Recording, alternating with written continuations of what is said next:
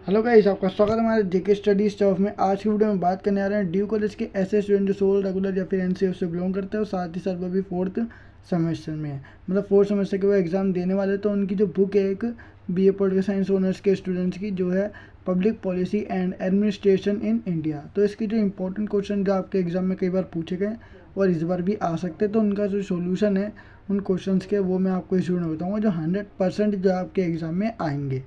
ठीक है, तो वीडियो को स्टार्टिंग से क्या एंड तक जरूर देखना। और यही अपनी वीडियो है जिसके थ्रू आपका जो पूरा सिलेबस है वो कंप्लीट हो जाएगा और इससे बाहर बिल्कुल भी नहीं आएगा। तो वीडियो को स्टार्टिंग से लेकर एंड तक जरूर देखना। तो चलते हैं अपनी वीडियो की ओर एंड शुरू करते हैं अपनी video. So without wasting time let's begin our video. लोक नीति लोक प्रशासन की जीवन रेखाएं चर्चा कीजिए। तो ये अपना फर्स्ट क्वेश्चन है, तो देखते हैं इसका सॉल्यूशन जो है वो क्या निकलता है। तो गाइस सबसे पहला टॉपिक है अपना जो यूनिट फर्स्ट है ना, सार्वजनिक नीति मतलब पब्लिक पॉलिसी। तो यूनिट फर्स्ट की हम डेफिनेशन के बारे में बात करेंगे कि सार्वजनिक नीति क्या होती है, इसका अर्थ क्या होता है और इसके अदर नेम्स, ठीक है, कोई निक नेम वगैरह है या नहीं है, तो इसके बारे में हम सबसे पहले बात करेंगे। तो चलते हैं सार्वजनिक नीति। सार्वजनिक नीति को लोक नीति तथा पब्लिक पॉलिसी भी कहा जाता है। अगर आपके एग्ज़ाम में सार्वजनिक नीति नहीं आता है तो उसके बदले क्या आ सकता है, पब्लिक पॉलिसी या फिर लोक नीति के नाम से क्वेश्चन आ सकता है। इसका मतलब तीनों का ही एक ही है, सार्वजनिक नीति। आगे देखते हैं, सार्वजनिक नीति या लोक नीति या पब्लिक पॉलिसी वह नीति है जिसमें पूर्ण रूप से या पूरी तरह से राज्य सरकार, जो राज्य के लेवल पर होती है या स्थानीय लेवल पर होती है, और दूसरा केंद्रीय सरकार मतलब कि जो देश के लेवल पर होती है, उनका प्रभुत्व होता है। मतलब कि इन्हीं के द्वारा नीतियाँ बनाई जाती है, राज्य सरकार या फिर केंद्रीय सरकार के द्वारा। ठीक है, यही कोई नीति भविष्य के लिए वर्तमान में बनाते हैं और वर्तमान के लिए भी बनाते हैं।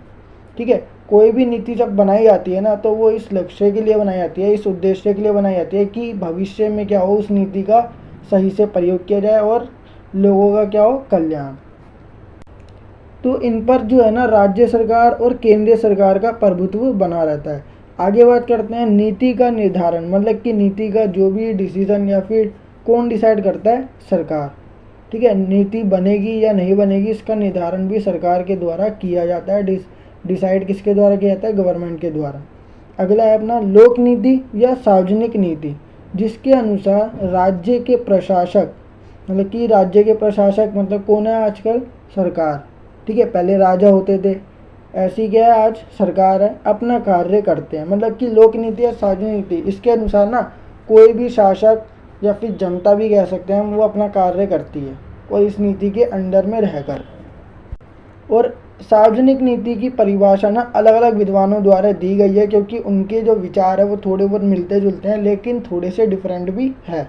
तो इसलिए कई विद्वानों द्वारा सार्वजनिक नीति या पब्लिक पॉलिसी या लोक नीति की क्या दी गई है, परिभाषाएं दी गई हैं, जो नीचे लिखी हुई है। पहला जो है थॉमस आर डाई, इनके द्वारा सार्वजनिक नीति की डेफिनेशन दी गई है। तो इनके क्या विचार है इसको लेकर देखते हैं। सार्वजनिक नीति वह नीति है जिसके अंदर या तो सरकार कुछ करती है, ठीक है, या तो सरकार कुछ देश के लिए करेगी, लोगों के हितों के लिए करेगी, या तो सरकार कुछ नहीं करना चाहती। ठीक है, सार्वजनिक नीति वो होती है या तो सरकार कुछ करती है जनता के लिए, ठीक है, या जनता के भले के लिए या हितों के लिए, या तो सरकार कुछ नहीं करना चाहती। ठीक है, तो इनके अनुसार थॉमस आर डाई के अकॉर्डिंग ना सरकार या तो कुछ करेगी या तो नहीं करेगी। अब अगले विचार देखते हैं किसके आते हैं। तो दूसरा है अपना कोचरन एट अल। ठीक है, कोचरन एट अल, थोड़े अजीब से नाम है बट इसके अलावा हम कुछ कर नहीं सकते, क्योंकि इनकी डेफिनेशन जो है ना मैंने छाट कर बहुत इजी वर्ड में लिखी है। ठीक है, नाम तो चेंज नहीं कर सकते लेकिन अंदर की जो लाइन है या डेफिनेशन है वो हम वर्ड थोड़े इजी कर सकते हैं। ठीक है, कोचरन एट अल, इनके अनुसार लोक नीति सरकार के कार्यों और इरादे, सरकार के क्या कार्य हैं और इरादे हैं, ही कार्यों को डिसाइड करते हैं। ठीक है, लोक नीति जो है ना या सार्वजनिक नीति, वो सरकार के कार्यों और इरादे ही कार्यों को डिसाइड करते हैं, इनके अकॉर्डिंग बताया गया है। कोचरन एट अल के अकॉर्डिंग सार्वजनिक नीति की ये डेफिनेशन है। तो लोक नीति एक तरह से ना, लोक नीति ना दो पर वो मतलब कि दो भागों में बांटी गई है, एक लोक और दूसरा नीति। ठीक है, मैंने लिखा नहीं है बट आप थोड़ा ध्यान से सुनना। लोक नीति को दो पार्ट्स में बांटा गया, एक लोक और दूसरा नीति। लोक मतलब लोग, और नीति का मतलब कोई पॉलिसी हो गई, ठीक है। लोगों के लिए बनाई गई नीति जो किसके द्वारा बनाई जाती है, सरकार के द्वारा या गैर सरकार के द्वारा, ठीक है। मतलब कि गवर्नमेंट भी इसमें हाथ देती है और दूसरा प्राइवेट सेक्टर भी जो है इसमें इंक्लूड होते हैं। अब अगला अपना चलते हैं, ये क्या था अपने थोड़े सार्वजनिक नीति या फिर लोक नीति के बारे में थोड़ी सी इंफॉर्मेशन। अब अगला अपना आता है सार्वजनिक नीति की विशेषताएं, मतलब कि लोक नीति या सार्वजनिक नीति या पॉलिसी उसकी विशेषताएं क्या क्या होती है, ठीक है। इसमें हम अच्छाई भी लिख सकते हैं और बुराइयाँ भी लिख सकते हैं, ठीक है। सार्वजनिक नीति की, तो सार्वजनिक नीति या लोक नीति की विशेषताएं निम्नलिखित है, मतलब कि नीचे लिखी गई है। पहला है गतिशील प्रक्रिया। जो सार्वजनिक नीति है वो एक गतिशील प्रक्रिया है, ठीक है। कैसे देखते हैं, लोक नीति एक गतिशील प्रक्रिया है, मतलब कि एक प्रोसेस है जो चलता रहता है, जो आवश्यकता के अनुसार, अगर हमें नीड होती है, ज़रूरत होती है, तो उसके अनुसार वो क्या होती रहती है, बदलती रहती है। जैसे आज कोई नीति बनाई, अगर भविष्य में जाकर स्थिति बदल गई तो हम उस नीति को क्या कर सकते हैं, बदल सकते हैं। जैसे कि स्थिति के अकॉर्डिंग ना हम कुछ भी कर सकते हैं, उसको बदल सकते हैं। क्यों, अगर नीति अगर स्थिर रहेगी, फिक्स रहेगी, उसको बदलेंगे नहीं, और भविष्य में अगर स्थिति बदल गई तो वो एक तरीके से नीति जो है ना लोगों के हितों के लिए नहीं बल्कि लोगों के लिए नुकसानदायक होगी, ठीक है। तो लोक नीति ना हमेशा क्या होती है, जब भी परिस्थिति बदलती है या फिर भविष्य में जब भी ज़रूरत पड़ती है तो उसके अनुसार उसे क्या करते रहते हैं, चेंज करते रहते हैं। जैसे ही आवश्यकता पड़ती है ये अपना रूप बदल लेती है, ठीक है। तो पहला है गतिशील प्रक्रिया। दूसरा अपना आता है लोगों का कल्याण, मतलब कि लोगों के भले के लिए। लोक नीति लोगों के कल्याण को ध्यान में रखकर, मतलब कि लोगों के भले को ध्यान में रखकर बनाई जाती है। लोगों का कल्याण करना लोक नीति का मुख्य उद्देश्य है तथा मुख्य विशेषता है। ये तो सबसे बढ़िया बात है, मतलब कि सार्वजनिक नीति क्यों बनाई जाती है सरकार के द्वारा, और सरकार क्यों होती है, जनता के भले के लिए। और सरकार जो भी नीति बनाएगी वो भी जनता के भले के लिए ही होगी या लोगों के भले के लिए होगी, ठीक है। तो जो भी नीति बनाई जाती है वो लोगों को ध्यान में रखकर बनाई जाती है कि किसी प्रकार की कोई नुकसान नहीं हो रहा जनता को, ठीक है। इस प्रकार से बनाई जाती है और लोगों का कल्याण हो रहा है, इस मकसद से बनाई जाती है। तीसरी बात आती है अपनी लोक नीति परिणाम, मतलब कि लोक नीति इस प्रकार बनाई जाती है जो परिणाम को पूरा कर सके। मतलब कि जैसे सरकार ने कोई नीति बनाई और सरकार का उद्देश्य है कि जनता क्या रहे, खुश रहे, और दूसरा जिस मकसद से वो नीति बनाई गई है ना उसका रिजल्ट भी देखते हैं कि रिजल्ट ऐसा आ रहा है या नहीं आ रहा। अगर रिजल्ट वैसा नहीं आता जैसे सरकार चाहती है, ठीक है, तो क्या होगा, उस नीति को बदला जाएगा ताकि उस मकसद तक पहुंचा जा सके जिसके लिए सरकार ने वो नीति बनाई है। अगला अपना पॉइंट आता है फोर्थ, लोक नीति भविष्य पर आधारित। और ये सबसे महत्वपूर्ण पॉइंट है, एक इम्पॉर्टेंट पॉइंट है विशेषता का।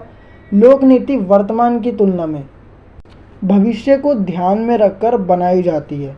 मतलब कि आज जैसे कोई नीति बनानी है तो आज की तुलना में ना हम भविष्य पे ज़्यादा फोकस करेंगे ताकि भविष्य में ना किसी प्रकार की कोई प्रॉब्लम ना हो इस नीति के अकॉर्डिंग, ठीक है। अगर कोई प्रॉब्लम होती है तो नीति को रद्द कर दिया जाता है, ठीक है।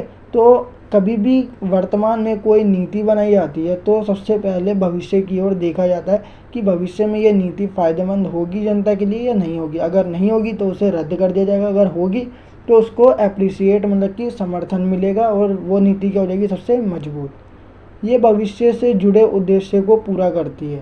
भविष्य में जो लक्ष्य रखे जाते हैं जैसे कि विकास करना देश का और भी कई सारे उद्देश्य, उसको पूरा करती है कई प्रकार की नीतियाँ।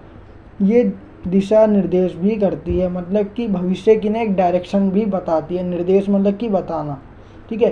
कंट्रोल करती है कि सही दिशा में जाया जाए, क्योंकि देश को मतलब कि भविष्य के लिए ना दो ही डायरेक्शन होती है, या तो वो विकसित होगा या तो वो डाउन हो जाएगा, ठीक है। तो जो नीति है ना उसका मुख्य उद्देश्य होता है कि डायरेक्शन दिखाई जाए कि भविष्य में ना ये सही डायरेक्शन पे चले, ना कि गलत डायरेक्शन में। अब अगला पॉइंट आता है अपना फिफ्थ पॉइंट, लोक नीति में भागीदारी, ठीक है। लोक नीति में कौन कौन व्यक्ति शामिल होते हैं, किन किन का योगदान होता है, इसमें पढ़ेंगे हम। लोक नीति में सरकार के साथ साथ मतलब कि गवर्नमेंट तो इंक्लूड होती है, साथ ही साथ कौन होता है, गैर सरकारी संगठन भी शामिल होते हैं। मतलब कि सरकारी संगठन, ठीक है, गवर्नमेंट सेक्टर के साथ साथ प्राइवेट सेक्टर भी इसमें इंक्लूड होते हैं जो सार्वजनिक नीति में इम्पोर्टेंट रोल या कंट्रीब्यूशन देते हैं। ठीक है। इनका भी बहुत बड़ा योगदान होता है लोक नीति के निर्माण में या उसको चलाने में या उसको पालन करने में, ठीक है। 6th पॉइंट आता है अपना दिशा निर्देश करना। जैसे कि अभी हम पढ़ चुके हैं वही बात इसमें हमने अलग पॉइंट पे बनाकर रखी है। लोक नीति दिशा निर्देश कराती है, मतलब कि डायरेक्शन दिखाती है, ताकि पूरा प्रशासन निर्देशों का पालन करके लोक कल्याण मतलब कि लोगों के कल्याण के उद्देश्य को पूरा कर सके, ठीक है। इसमें बताया गया कि जो भी सरकार नीति बनाती है या फिर लोक नीति होती है वो क्या है, एक डायरेक्शन बताती है। और दूसरी बात, सभी जनता को उस नीति का पालन करना चाहिए ताकि लोगों का कल्याण हो सके। अगर जनता पालन करेगी तो जनता का ही क्या होगा, उसमें कल्याण होगा। अगर जनता उसका पालन नहीं करेगी तो जनता का कल्याण भी नहीं हो पाएगा। 7th पॉइंट आता है अपना लोक नीति का लागू होना। अब लोक नीति को लागू करने के लिए क्या क्या होती है, कौन कौन सी हमें मंजूरी लेनी पड़ती है। देखो, लोक नीति को कानून एवं अधिकार की मंजूरी के साथ साथ लागू किया जाता है। मतलब कि लोक नीति अगर लागू करनी है तो सबसे पहले उसे कानूनी अधिकार दिलाना पड़ेगा और साथ ही साथ लोक नीति बनाने का अधिकार है या नहीं है, इसके बाद मतलब कि कई प्रकार की जांच की जाती है। और ये ना हम सब बातें किस में पढ़ेंगे, उसके अंदर मॉडल के अंदर, ठीक है। लोक नीति या फिर सार्वजनिक नीति के मॉडल के अंतर्गत कई सारे पॉइंट्स हैं, तो उसके अंदर मैं इसको क्या करूँगा, डिफाइन करूँगा सही से, ठीक है। तो लोक नीति को ना सबसे पहले ना कई प्रकार की मंजूरी लेनी पड़ती है, जैसे कानूनी और अधिकार, तो उसके बाद ही उसे क्या किया जाता है, लागू किया जाता है। और इसके लिए ना लोक नीति के लिए कई प्रकार की जांच भी की जाती है, मतलब कि जनता की जो मांगे है वो इससे पूरी होगी या फिर जनता को किसी प्रकार की हानि तो नहीं होगी। ये सब देख कर क्या होता है, लोक नीति को लागू किया जाता है सरकार के द्वारा, ठीक है। और लागू करने का काम किसका होता है, कार्यपालिका। कार्यपालिका क्या होती है, एक संस्था, ठीक है, जो क्या करती है, किसी प्रकार के कानून नीति देश के लिए या राज्य के लिए या क्षेत्र के लिए या जिले के लिए सभी प्रकार के कानून या नीति अधिकार उसको क्या कर देती है, लागू। खत्म बात। तो ये क्या था अपना सार्वजनिक नीति या लोक नीति या पब्लिक पॉलिसी की विशेषता है। अब देखते हैं अपना नेक्स्ट पॉइंट, ठीक है। इसके और ना ज़्यादा डीप में नहीं आना क्योंकि इसके मैंने पॉइंट्स ही शो कर रहे हैं, क्योंकि ये अपने सिलेबस में नहीं है, लेकिन थोड़ी नॉलेज के लिए हमको पता होना चाहिए कि क्या क्या है, ठीक है। लोक नीति के प्रकार, वैसे देखा जाए तो लोक नीति के 5 प्रकार होते हैं, लेकिन हमने क्या लिख रखा है, लोक नीति के विभिन्न प्रकार होते हैं, ठीक है। लोक नीति के विभिन्न प्रकार होते हैं क्योंकि 5 है। देखते हैं, पहला है सारगत नीतियाँ, दूसरा है नियंत्रक नीतियाँ, तीसरा है वितरण नीतियाँ और चौथा है पुनः वितरण नीतियाँ और 5वां है पूंजीकरण नीतियाँ, ठीक है। तो ये सभी नीतियाँ क्या करती है, एक तरीके से लोगों का कल्याण करती है, क्योंकि लोक नीति के अंदर ही ये सब क्या है, पार्ट। तो गाइस अपना नेक्स्ट क्वेश्चन है सार्वजनिक नीति के विभिन्न मॉडल को समझाइए। तो आपको लोक नीति जो है या सार्वजनिक नीति उसके विभिन्न मॉडल के बारे में बताना है। तो देखते हैं इसके सॉल्यूशन क्या है। सिलेबस के अकॉर्डिंग है सार्वजनिक नीति के प्रमुख या मुख्य मॉडल, ठीक है। तो लोक नीति जो होती है मतलब कि ऐसी नीति जो जनता के भले के लिए बनाई जाती है, किसके द्वारा, सरकार के द्वारा, ठीक है। सरकार के द्वारा या फिर गैर सरकारी संस्थाएं भी इसमें पार्टिसिपेट करती है और वो भी उसमें कंट्रीब्यूशन देती है लोक नीति को बनाने में, ठीक है। लोक नीति क्यों बनाई जाती है, भविष्य को लेकर या फिर वर्तमान में जो कंडीशन है उसको सुधारने के लिए, ठीक है। और लोक नीति में बार बार परिवर्तन किए जाते हैं, अगर स्थिर रहेगी तो किसी प्रकार का विकास नहीं हो पाएगा देश के अंदर। तो इसके कुछ मॉडल है, मतलब कि ढांचा जिसे बोलते हैं हम बाहर से, ठीक है। उसके कुछ प्रमुख मॉडल है वो हम देखते हैं। टोटल इसके कितने मॉडल है, 9, ठीक है, 9 मॉडल्स हैं। और उसके बारे में ना मतलब कि मैं इसको ना डिस्क्राइब भी करूँगा इस वीडियो में। और अगर आपको 9 में से 6 या 7 याद होते हैं तो आप 7 भी एग्ज़ाम के अंदर लिख सकते हो। ज़रूरी नहीं है कि 9 के 9 लिखना, लेकिन इतना है कि 5 से ऊपर और 9 तक लिख सकते हो, ठीक है। 5 से ऊपर होने चाहिए, 4 या 2-3 नहीं चलेंगे। तो देखते हैं लोक नीति के प्रमुख मॉडल जो निम्नलिखित है। पहला है प्रक्रिया मॉडल, दूसरा है संस्थागत मॉडल, तीसरा है तर्कसंगत मॉडल, चौथा है अभिजात वर्ग मॉडल, 5वां है अभिवृद्धिशील मॉडल, छठा है अपना समूह मॉडल और 7वां है सार्वजनिक विकल्प मॉडल, 8वां है व्यवस्था मॉडल और 9वां है खेल सिद्धांत। तो ये अपने क्या है 9 मॉडल है और इसके बारे में मैं डिफ़ाइन करके थोड़ी थोड़ी लाइन जो आपके लिए इजी है वो मैंने छाट कर बिल्कुल इजी लैंग्वेज में लिखी है, ठीक है। तो सबसे पहला मॉडल क्या अपना प्रक्रिया मॉडल। तो इसके बारे में देखते हैं। इस मॉडल के अंदर नीति निर्माण की राजनीतिक गतिविधियों के प्रतिरूप होते हैं, ठीक है, प्रतिरूप होते हैं। इसमें नीति निर्माण की प्रक्रिया की जांच की जाती है। मतलब कि जो भी नीति निर्माण की जा रही है या नीति निर्माण करने की जो भी प्रोसेस है उसकी क्या करते हैं, इसमें जांच की जाती है कि ये ठीक है या नहीं है। और इसके लिए ना कई प्रकार के चरण भी होते हैं। पहली बार समस्या की पहचान, इसमें ये पहचान की जाती है इस मॉडल में, जब भी नीति बनाई जाती है, लोक नीति या सार्वजनिक नीति जब बनाई जाती है या किसी भी प्रकार की नीति बनाई जाती है, तो ये देखी जाता है इसमें, मतलब देखा जाता है कि जांच की जाती है सबसे पहले। और जांच करने के लिए कौन सा मॉडल है अपना, प्रक्रिया मॉडल। जो भी नीति निर्माण की प्रक्रिया होती है उसका मॉडल क्या करता है, जांच करता है नीति की। कैसी जांच, देखो, समस्या की पहचान करना, ठीक है, मतलब कि जो नीति बनाई जा रही है उसमें कोई पहचान तो समस्या तो नहीं, उसकी पहचान करना भी किसका काम है, प्रक्रिया मॉडल के अंदर आता है। दूसरी बात, कार्य सूची की स्थापना करना, ठीक है, कार्य सूची जो लिस्ट होती है उसकी स्थापना करना नीति के लिए। नीति निर्माण, अगला अपना नीति वैधीकरण, मतलब कि जो भी नीति बनाई जा रही है उसको किसी ना किसी प्रकार से ना कानूनी घोषित करना। अगर कानून उसमें हाथ नहीं देगी या फिर सरकार जो है उसके अंदर अगर इंक्लूड नहीं होगी किसी भी नीति को बनाने में, तो वो नीति ठीक प्रकार से नहीं चलाई जा सकती और साथ ही साथ जनता भी उसका पालन ठीक प्रकार से नहीं करेगी। जो चीज़ सरकार लागू करती है उस पर पूरी जनता या पूरा देश क्या करता है, पालन करता है। लेकिन नीति वैधीकरण, मतलब कि जो भी नीति बनाई गई है या जो नीति की प्रक्रिया चल रही है ना, उसका वैधीकरण मतलब कि कानूनी रूप भी होना चाहिए। इसके लिए किसकी ज़रूरत पड़ती है, सरकार की। अगली बात, नीति कार्यान्वयन, नीति के तौर पर कार्य करना सही से। नीति मूल्यांकन, उसकी जांच वगैरह करना, ये सब इसके अंदर आता है। तो इसमें से भी ना आप थोड़े हल्के फुल्के जो वर्ड है जो आपको समझ आ रहे हैं वो लिख लेना, ठीक है।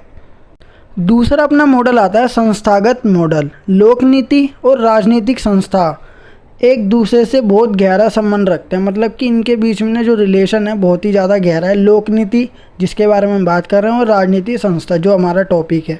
संस्था क्या होती है, संस्था मैंने जैसे कि आपको जब अपना पिछला एग्ज़ाम था उसमें मैंने बताया था कि संस्था जो है ना, इसके अंदर बहुत सारे सदस्य होते हैं जो एक ही प्रकार का कार्य करते हैं, जैसे कि संसद, कार्यपालिका, न्यायपालिका, ठीक है। संसद के सदस्य कानून बनाने का काम करते हैं, उनका एक ही काम है, तो संसद क्या होगी, एक संस्थान। ऐसी कार्यपालिका वो भी क्या करते हैं, जो संसद कानून बनाता है उसको लागू करने की कोशिश करते हैं या कार्य करते हैं। ये भी क्या होगी, कार्यपालिका क्या होगी, एक संस्थान होगी, क्योंकि उनका एक कार्य है क्या, लागू करना।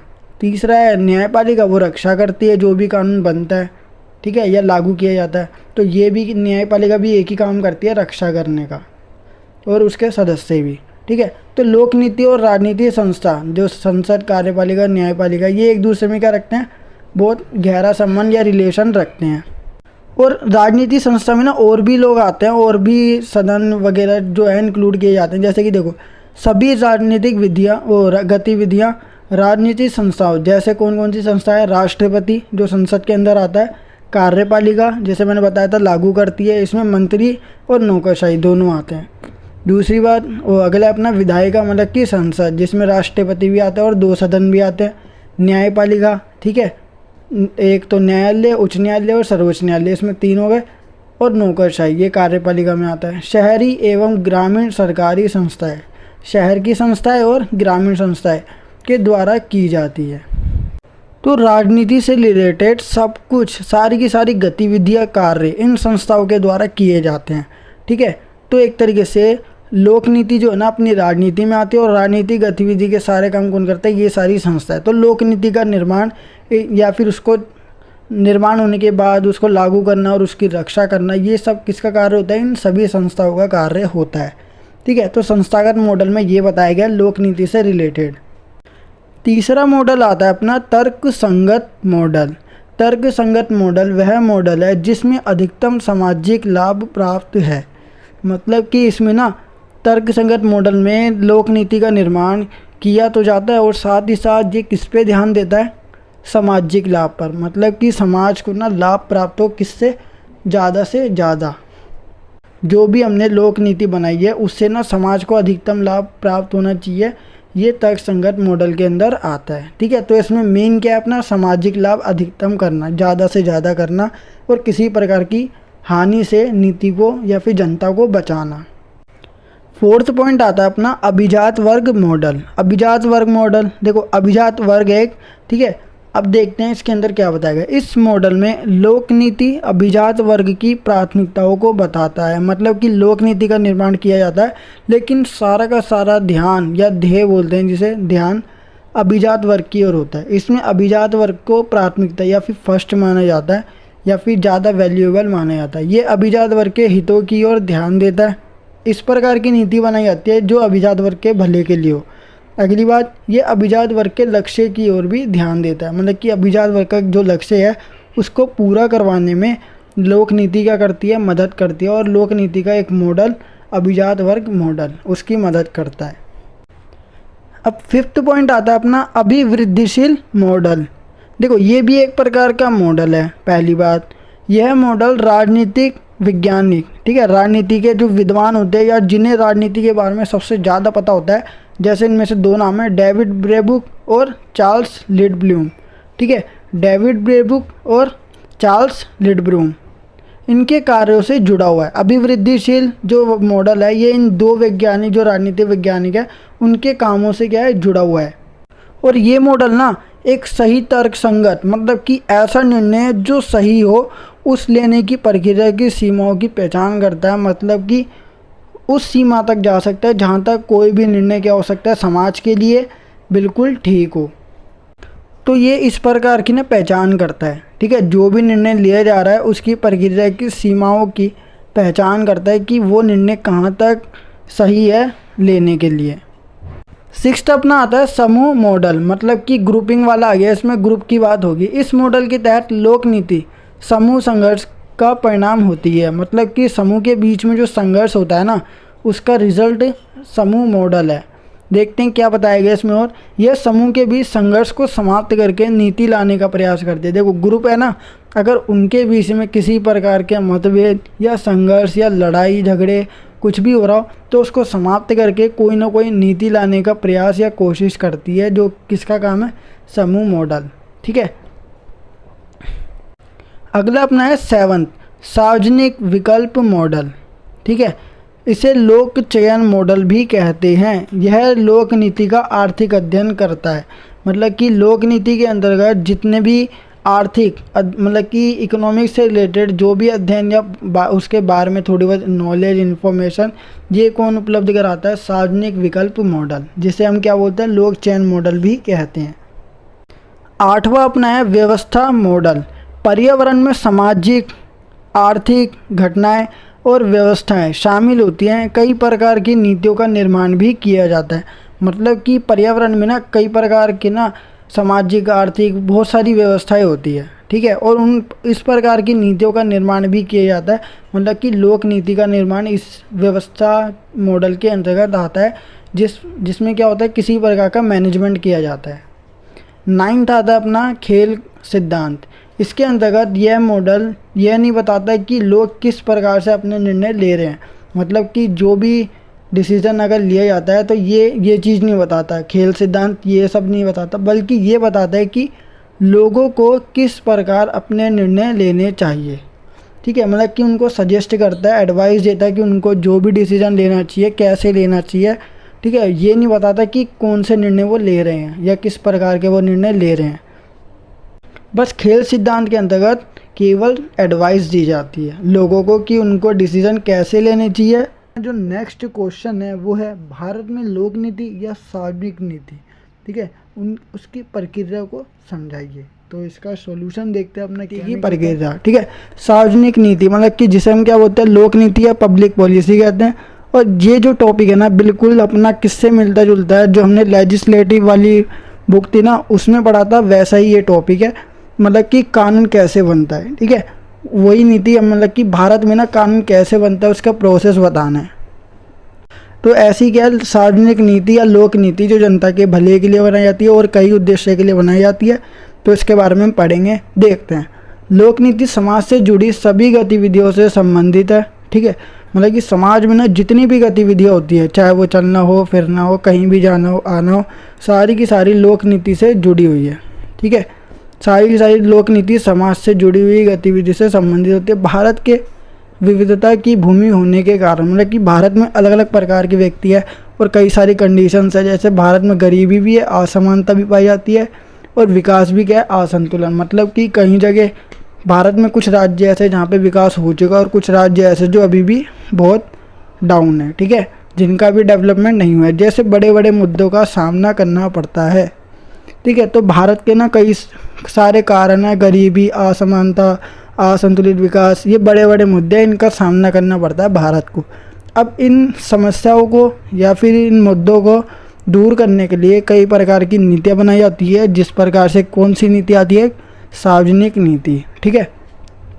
इस तरह लोगों की आवश्यकता या ज़रूरतों को पूरा करने तथा समाज में सकारात्मक बदलाव, मतलब कि ऐसा बदलाव जो सबके लिए हो बढ़िया, ठीक है, किसी से उसको हानि ना हो, ऐसा चेंजेस करना जिसे पॉजिटिव चेंज कहते हैं, लेने के लिए लोक नीति की भूमिका की ज़रूरत होती है। मतलब कि इन सब कंडीशन को अगर बदलना है, मतलब कि गरीबी हटानी है, असमानता की जगह समानता विकसित करनी है, असंतुलन हटाकर सबका विकास बराबर होना चाहिए, ठीक है, या फिर देश विकसित होना चाहिए। और इन बड़े बड़े मुद्दों का सामना करने के लिए एक बदलाव करना हमारे को ज़रूरी है, जो किसके थ्रू हो सकता है, लोक नीति के थ्रू। और इसी प्रकार से अपना जो ये लोक नीति वाली ना थोड़ी बहुत इन्फॉर्मेशन भारत से रिलेटेड, क्योंकि हमें इसमें भारत पे ध्यान देना है, क्योंकि हमारे को बोला गया भारत में सार्वजनिक नीति या लोक नीति की प्रक्रिया, प्रोसेस। तो हमने क्या बता दी, भूमिका बता दी थोड़ी बहुत। अब चलते हैं थोड़ा आगे। नीति के प्रकार, उद्देश्य के आधार पर, मतलब कि काम के आधार पर नीतियों को इन प्रकार में बांटा गया जो नीचे लिखे हुए हैं। वितरण नीति, पुनः वितरण नीति, सार्वजनिक नीति और नियंत्रक नीति और मूलभूत नीतियाँ। तो इसको ना आपको डिफाइन नहीं करना, उनने नाम याद रखने हैं, ठीक है। 5 नीतियाँ है अपनी और ये उद्देश्य के आधार पर बांटी गई है, मतलब कि काम के आधार पर, ठीक है। एक का काम होता है बंटवारा करना और एक संविधान के अकॉर्डिंग जो नीतियाँ बनाई जाती है और एक कंट्रोल करके रखती है और एक सबसे मेन नीति होती है और एक होती है कि बांटने के बाद दोबारा उसका वितरण करना, ठीक है। तो ये नीति है, थोड़ा बहुत इसको मतलब कि आपको क्या करना है, बस नाम याद रखना है, ज़्यादा इस पर फोकस नहीं करना। अपना ऊपर वाला टॉपिक था मेन, और ये हमने क्या कर दिया, थोड़े स्टेप्स ना हमारे ऐड हो जाए क्वेश्चन के अंदर, इसलिए मैंने इसको डाल दिया है।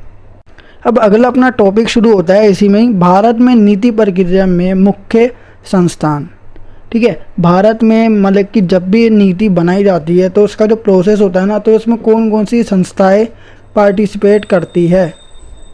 तो ये जो संस्था है ना, टोटल 5 दे रखी है इसमें, ठीक है। टोटल 5 संस्थाएं हैं जो भारत में कभी भी नीति बनाई जाती है तो उसके प्रोसेस में क्या करती है, वो पार्टिसिपेट करती है, ठीक है, या उसको अप्रिसिएट करती है या उसमें नीति को बनाने में हेल्प करती है। जैसे कि सबसे पहली कौन सी आ गई, अपनी कार्यपालिका।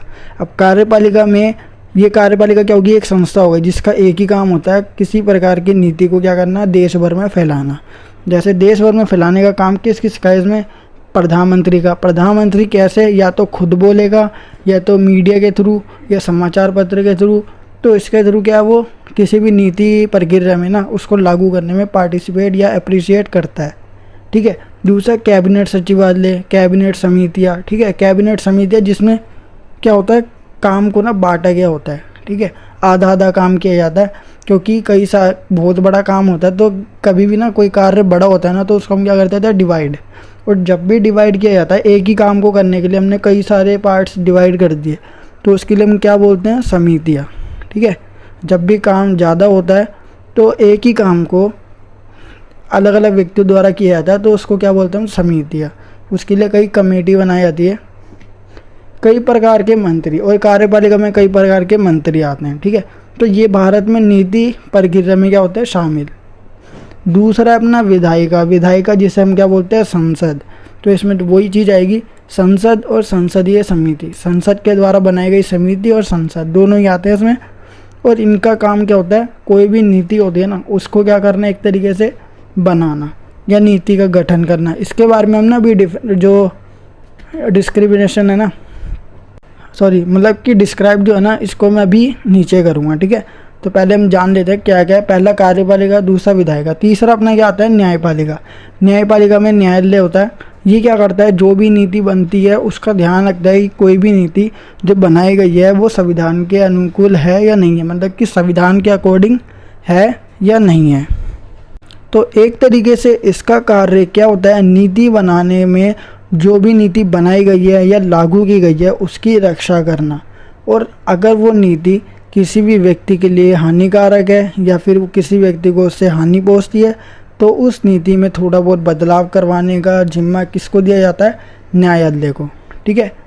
और चौथी बात आती है अपनी एजेंसियाँ जैसे क्या होता है नौकरशाही और नीति आयोग।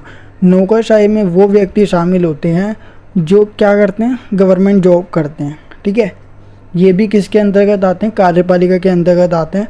कार्यपालिका दो प्रकार की होती है, एक स्थायी और एक अस्थायी। अस्थायी के अंदर मंत्री आते हैं और स्थायी के अंदर जो परमानेंट जॉब करते हैं जिसे क्या बोलते हैं, नौकरशाही। ठीक है। और दूसरा अपना है नीति आयोग। पहले ये नीति आयोग नहीं था, पहले हम इसे वो योजना आयोग कहते थे, लेकिन अब क्या कर दिया गया है, इसे बदल दिया गया है। अब इसे बोला जाता है नीति आयोग। ठीक है। नीति से रिलेटेड सारे फंक्शन वगैरह को संभालने का काम इसका होता है नीति आयोग का। जैसे चुनाव आयोग होता है, वो चुनाव से रिलेटेड सारे के सारे कार्यों के देख रेख या जांच वगैरह करता है। ऐसी नीति से रिलेटेड जो भी जांच या उसकी देख रेख या उसको बनाना लागू करना, ये सब देखने का कार्य किसका होता है, नीति आयोग का। और इसी के अंडर में कार्यपालिका, विधायिका, न्यायपालिका, एजेंसियाँ, ये सारे के सारे क्या करते हैं, काम करते हैं। ठीक है। न्यायपालिका को छोड़कर, क्योंकि न्यायपालिका क्या है, सबसे स्वतंत्र है। अगर उस पर किसी भी प्रकार का लोड होगा या दबाव होगा तो वो अपना कार्य या अपना जो फैसला है वो ठीक प्रकार से नहीं सुना पाएगी, और अगर वो ठीक प्रकार से नहीं सुना पाएगी तो जनता को क्या होगी, हानि।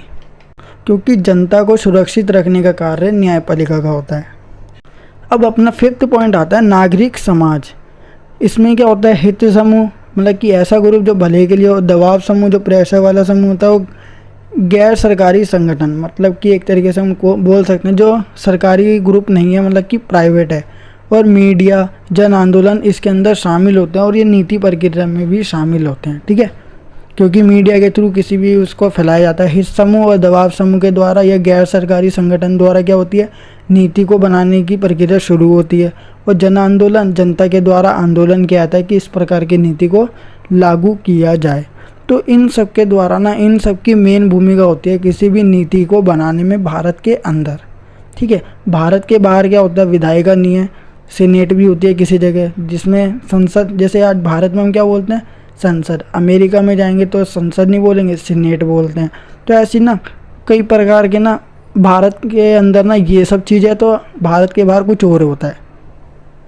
भारत के अंदर नीति बनाने में ये संस्था पार्टिसिपेट करती है, ये अप्रिशिएट करती है। या तो भारत के बाहर की बात करें तो ये संस्था करती होगी, लेकिन उससे हटकर भी और संस्थाएं होती है जो पार्टिसिपेट करती है किसी भी नीति को बनाने में या पॉलिसी के प्रोसेस में। ठीक है। अब देखते हैं इनमें से सबसे मेन रोल किनके आते हैं, 3। ठीक है। जो अपने सरकार के या गवर्नमेंट के कितने होते हैं, पार्ट्स होते हैं, जैसे कि 3 है। जैसे मैं कई वीडियोज़ में बता भी चुका हूँ, संसद, कार्यपालिका और न्यायपालिका। ये सरकार के 3 अंग होते हैं, या विधायक जो होता है उसके 3 अंग होते हैं, जो देश को चलाता है उसके 3 अंग हैं। और यही क्या करते हैं, नीति निर्माण में बहुत ज़्यादा महत्वपूर्ण भूमिका निभाते हैं।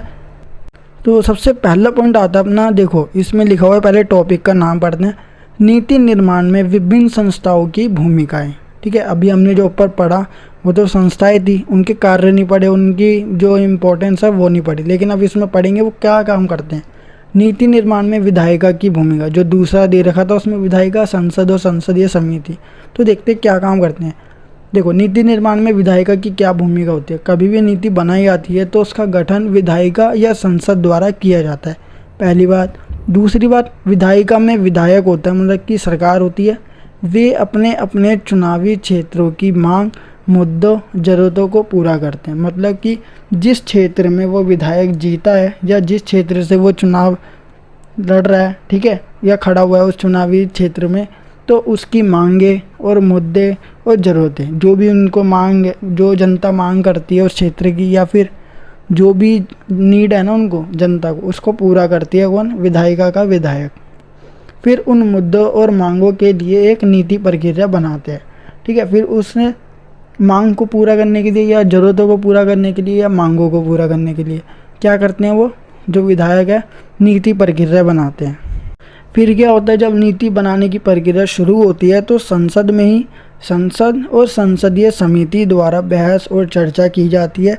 और बहस और चर्चा ना संसद का एक मुख्य विशेषता है संसद की। ठीक है। अंत में उस नीति को जब संसद उसको पास कर देती है, संसद समिति एग्री हो जाती है, तो उस नीति को, जो नीति बन रही है जनता के भले के लिए या मांग ज़रूरतों को पूरा करने के लिए, राष्ट्रपति के पास हस्ताक्षर मतलब कि साइन के लिए भेज दिया जाता है। फिर वह नीति क्या हो जाती है, पूरी तरह से बन जाती है। अगर राष्ट्रपति उस पर साइन नहीं करता है तो वो नीति नहीं बनती है, जैसे कि कोई कानून वगैरह होता है वैसे ही। तो एक तरीके से हम कह सकते हैं नीति निर्माण में विधायिका की भूमिका सबसे मेन होती है, क्योंकि नीति निर्माण की प्रक्रिया विधायिका से ही शुरू होती है। क्योंकि विधायिका क्या करती है, एक तरीके से उसका गठन करती है और कई प्रकार के एक्टिविटी होती है, और उसके बाद लास्ट में जब तक राष्ट्रपति साइन नहीं करेगा तो वो नीति नहीं बनेगी, वो एक केवल क्या रह जाएगा, प्रस्ताव। दूसरा अपना आता है नीति निर्माण में कार्यपालिका की भूमिका। कार्यपालिका नीति निर्माण की प्रक्रिया में एक महत्वपूर्ण भूमिका निभाती है। ठीक है, कार्यपालिका का एक इम्पोर्टेंट रोल है किसमें, जो पॉलिसी है ना, पब्लिक पॉलिसी के जो प्रोसेस है उसमें। दूसरी बात, संसद द्वारा नीति के गठन के बाद संसद क्या करती है, नीति का निर्माण, उसके बाद कार्यपालिका के सदस्यों द्वारा उस नीति को लागू कर दिया जाता है। कार्यपालिका में कौन लागू करता है, मंत्री। ठीक है, और जो कई प्रकार के मंत्री होते हैं, कैबिनेट समितियाँ होती है और प्रधानमंत्री, ये क्या करते हैं, उसको लागू करते हैं। तो कार्यपालिका की मेन भूमिका क्या है, कभी भी किसी नीति को क्या करना, लागू करना, जो संसद के द्वारा भेजी गई है। तीसरी बात, नीति निर्माण में न्यायपालिका की भूमिका। नीति निर्माण की प्रक्रिया में न्यायपालिका की भूमिका क्या होती है, मूल मतलब कि मेन होती है। मूल कभी भी वर्ड दिख जाए उसका मतलब क्या है, मेन, इम्पोर्टेंट रोल। दूसरी बात, न्यायपालिका की संविधान के अनुसार ये जिम्मेवारी है कि कानून की व्याख्या करना, संवैधानिक प्रावधानों एवं सरकारी संस्थाओं, व्यक्ति समूह आदि के बीच जो भी संघर्ष हो रहे हैं उनको न्याय द्वारा निर्णय या दूर करना। ठीक है, मतलब कि किसी प्रकार का अगर देश में संविधान को लेकर, कानून को लेकर, या फिर सरकारी संस्था या व्यक्ति या ग्रुप, किसी के बीच में भी अगर कोई संघर्ष हो रहा है या किसी को किसी प्रकार की आशंका है किसी भी कानून नीति को लेकर, तो उनको ने क्या करना, दूर करना। वो भी कैसे, एक न्याय के द्वारा, और किसी के साथ भी अन्याय ना करना। तो एक तरीके से हम कह सकते हैं कि नीति निर्माण में न्यायपालिका की भूमिका क्या होती है, मेन होती है। फोर्थ पॉइंट आता है अपना, 3 को छोड़कर फोर्थ अपना पॉइंट आता है नीति निर्माण में नौकरशाही की भूमिका। देखो, नौकरशाही किस में शामिल होते हैं, कार्यपालिका में। ठीक है, कार्यपालिका का काम होता है लागू करना। ठीक है, और भी नौकरशाही उसके अंदर आते हैं कार्यपालिका में, लेकिन इनका कार्य देखते हैं अब क्या होता है। नीति निर्माण में नौकरशाही की भूमिका सबसे मेन होती है, पहली बात। दूसरी बात, नीति निर्माण करने में नौकरशाही के पास क्या होती है, देखो कभी भी नीति बनाई जाती है ना, तो नौकरशाही जो पढ़े लिखे होते हैं, जिनके पास क्या होता है, पर्याप्त कौशल, विशेषज्ञता या पेशेवर होता है। ठीक है, तो नीति निर्माण में ना इनकी भी ज़रूरत पड़ती है कि किसी को किसी चीज़ का ज्ञान है, क्योंकि ज़रूरी नहीं है कि हर प्रधानमंत्री क्या हो, पढ़ा लिखा हो। प्रधानमंत्री क्या होता है, कार्यपालिका का हेड माना जाता है। ठीक है, और प्रधानमंत्री के द्वारा ही ना कार्यपालिका के जो मंत्री होते हैं ना वो कार्य करते हैं। कार्यपालिका अगर बोलेगा तो ही, वो प्रधानमंत्री अगर बोलेगा तो अन्य मंत्री क्या करेंगे, अपना काम शुरू करेंगे, और प्रधानमंत्री की आज्ञा का पालन सब मंत्री करते हैं। तो ऐसी ना नौकरशाही है। नौकरशाही में क्या होता है, सारे के सारे व्यक्ति पढ़े लिखे होते हैं, लेकिन जो अपनी कार्यपालिका है ना, कार्यपालिका में जो मंत्री होते हैं, जिसे हम क्या बोलते हैं, अस्थायी कार्यपालिका या राजनीतिक कार्यपालिका, ये ज़रूरी नहीं है कि पढ़े लिखे हो, लेकिन नौकरशाही पढ़े लिखे होते हैं। तो इनको ना ज्ञान होता है कि नीति का निर्माण किया जाए तो देश में कैसे किया जाए, और लागू करने का काम इनके द्वारा भी होता है। ठीक है, तो एक तरीके से ना कार्यपालिका के अंदर नौकरशाही आते हैं, और नौकरशाही में क्या होती है, पर्याप्त कौशल। ठीक है, उनको ज्ञान होता है, रुचि होती है और विशेषज्ञता, उनको जान पहचान भी होती है, और पेशेवर ज्ञान। ठीक है, उनके पास नॉलेज भी होती है किसी कानून निर्माण को बनाने में। तो ये क्या एक तरीके से नौकरशाही की भूमिका हो गई किसी भी भारत में अगर नीति निर्माण होता है तो अब ये क्या हो गया, अपना लास्ट टॉपिक बचा हुआ है अगला, नीति चक्र। ठीक है, तो संस्था की जो भूमिका थी वो ओवरऑल फिनिश हो चुकी है। अब नीति चक्र है, देखते हैं। नीति चक्र एक सतत प्रक्रिया है, मतलब कि एक ऐसा प्रोसेस है नीति चक्र जो चलता रहता है।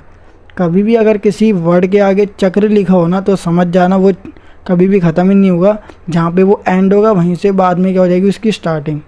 ठीक है, तो नीति चक्र एक सतत प्रक्रिया, सतत मतलब कि कंटिन्यूसली प्रोसेस, ऐसा प्रोसेस जो चलता रहता है।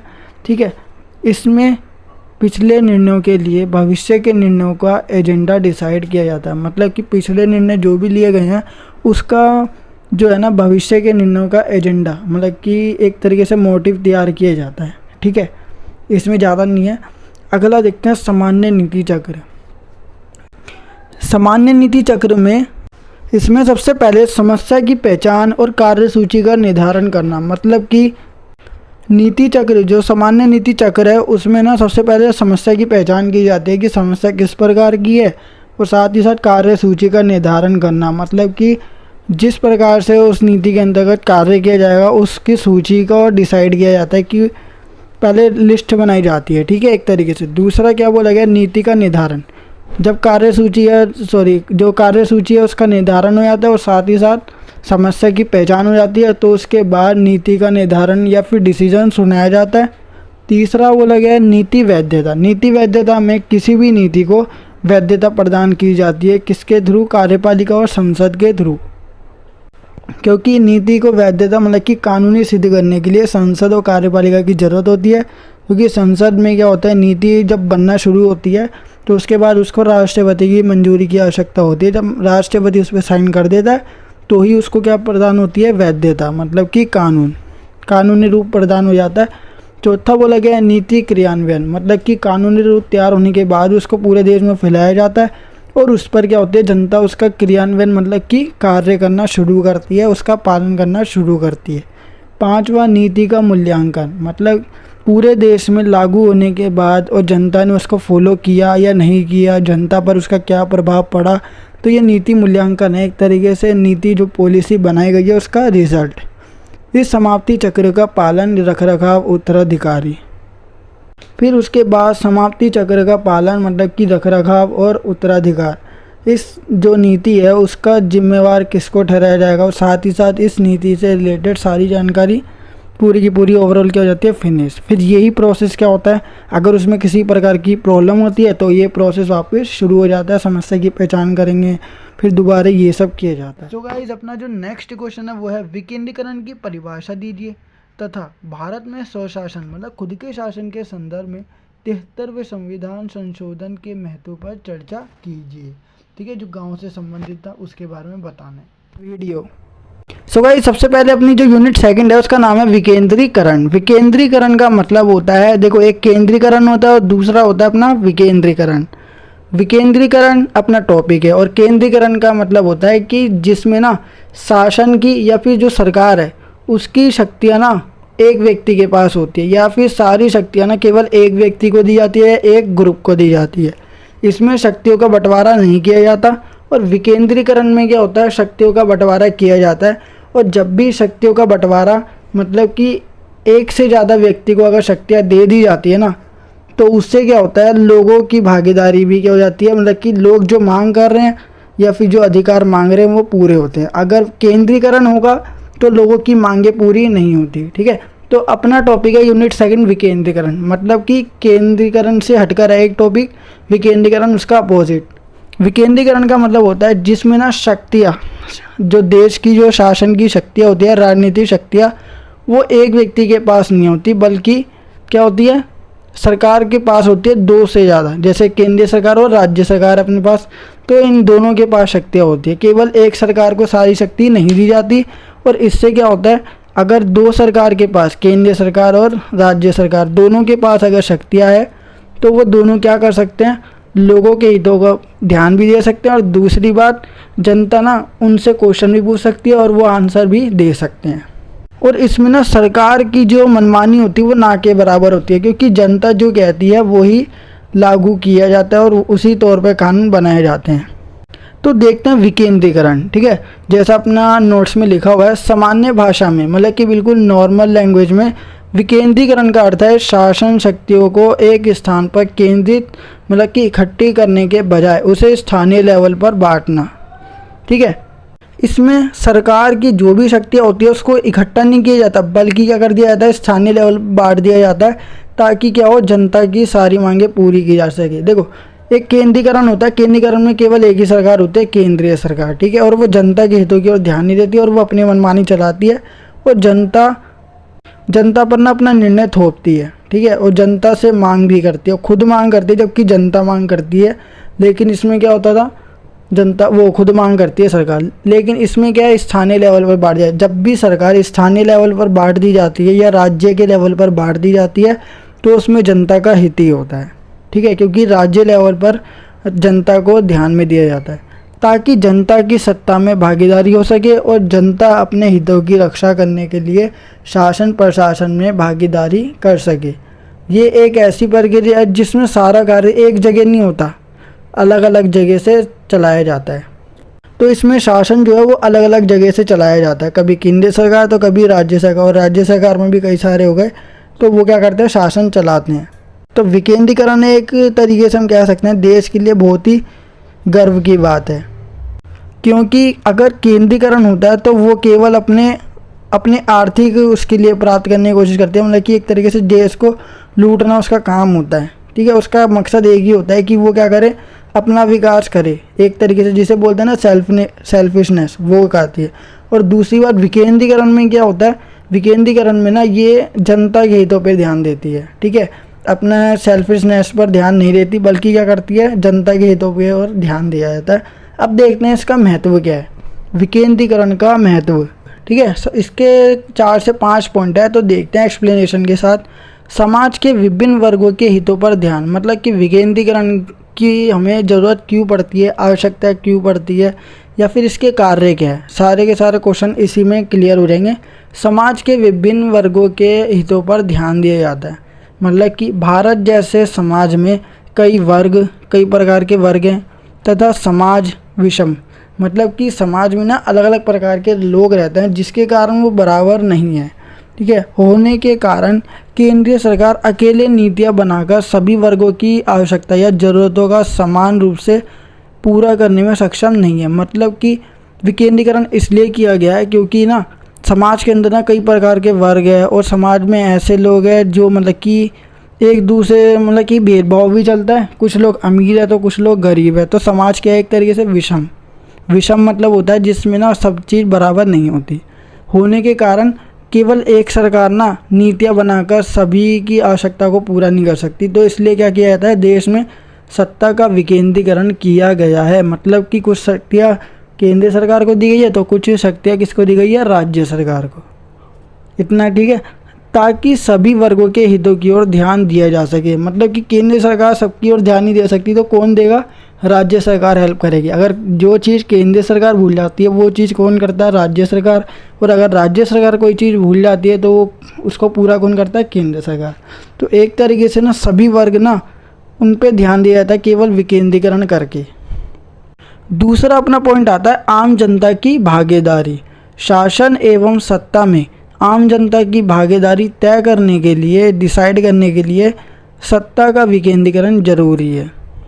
इससे सरकार जनता के प्रति उत्तरदायी मतलब कि जवाबदेही बनती है।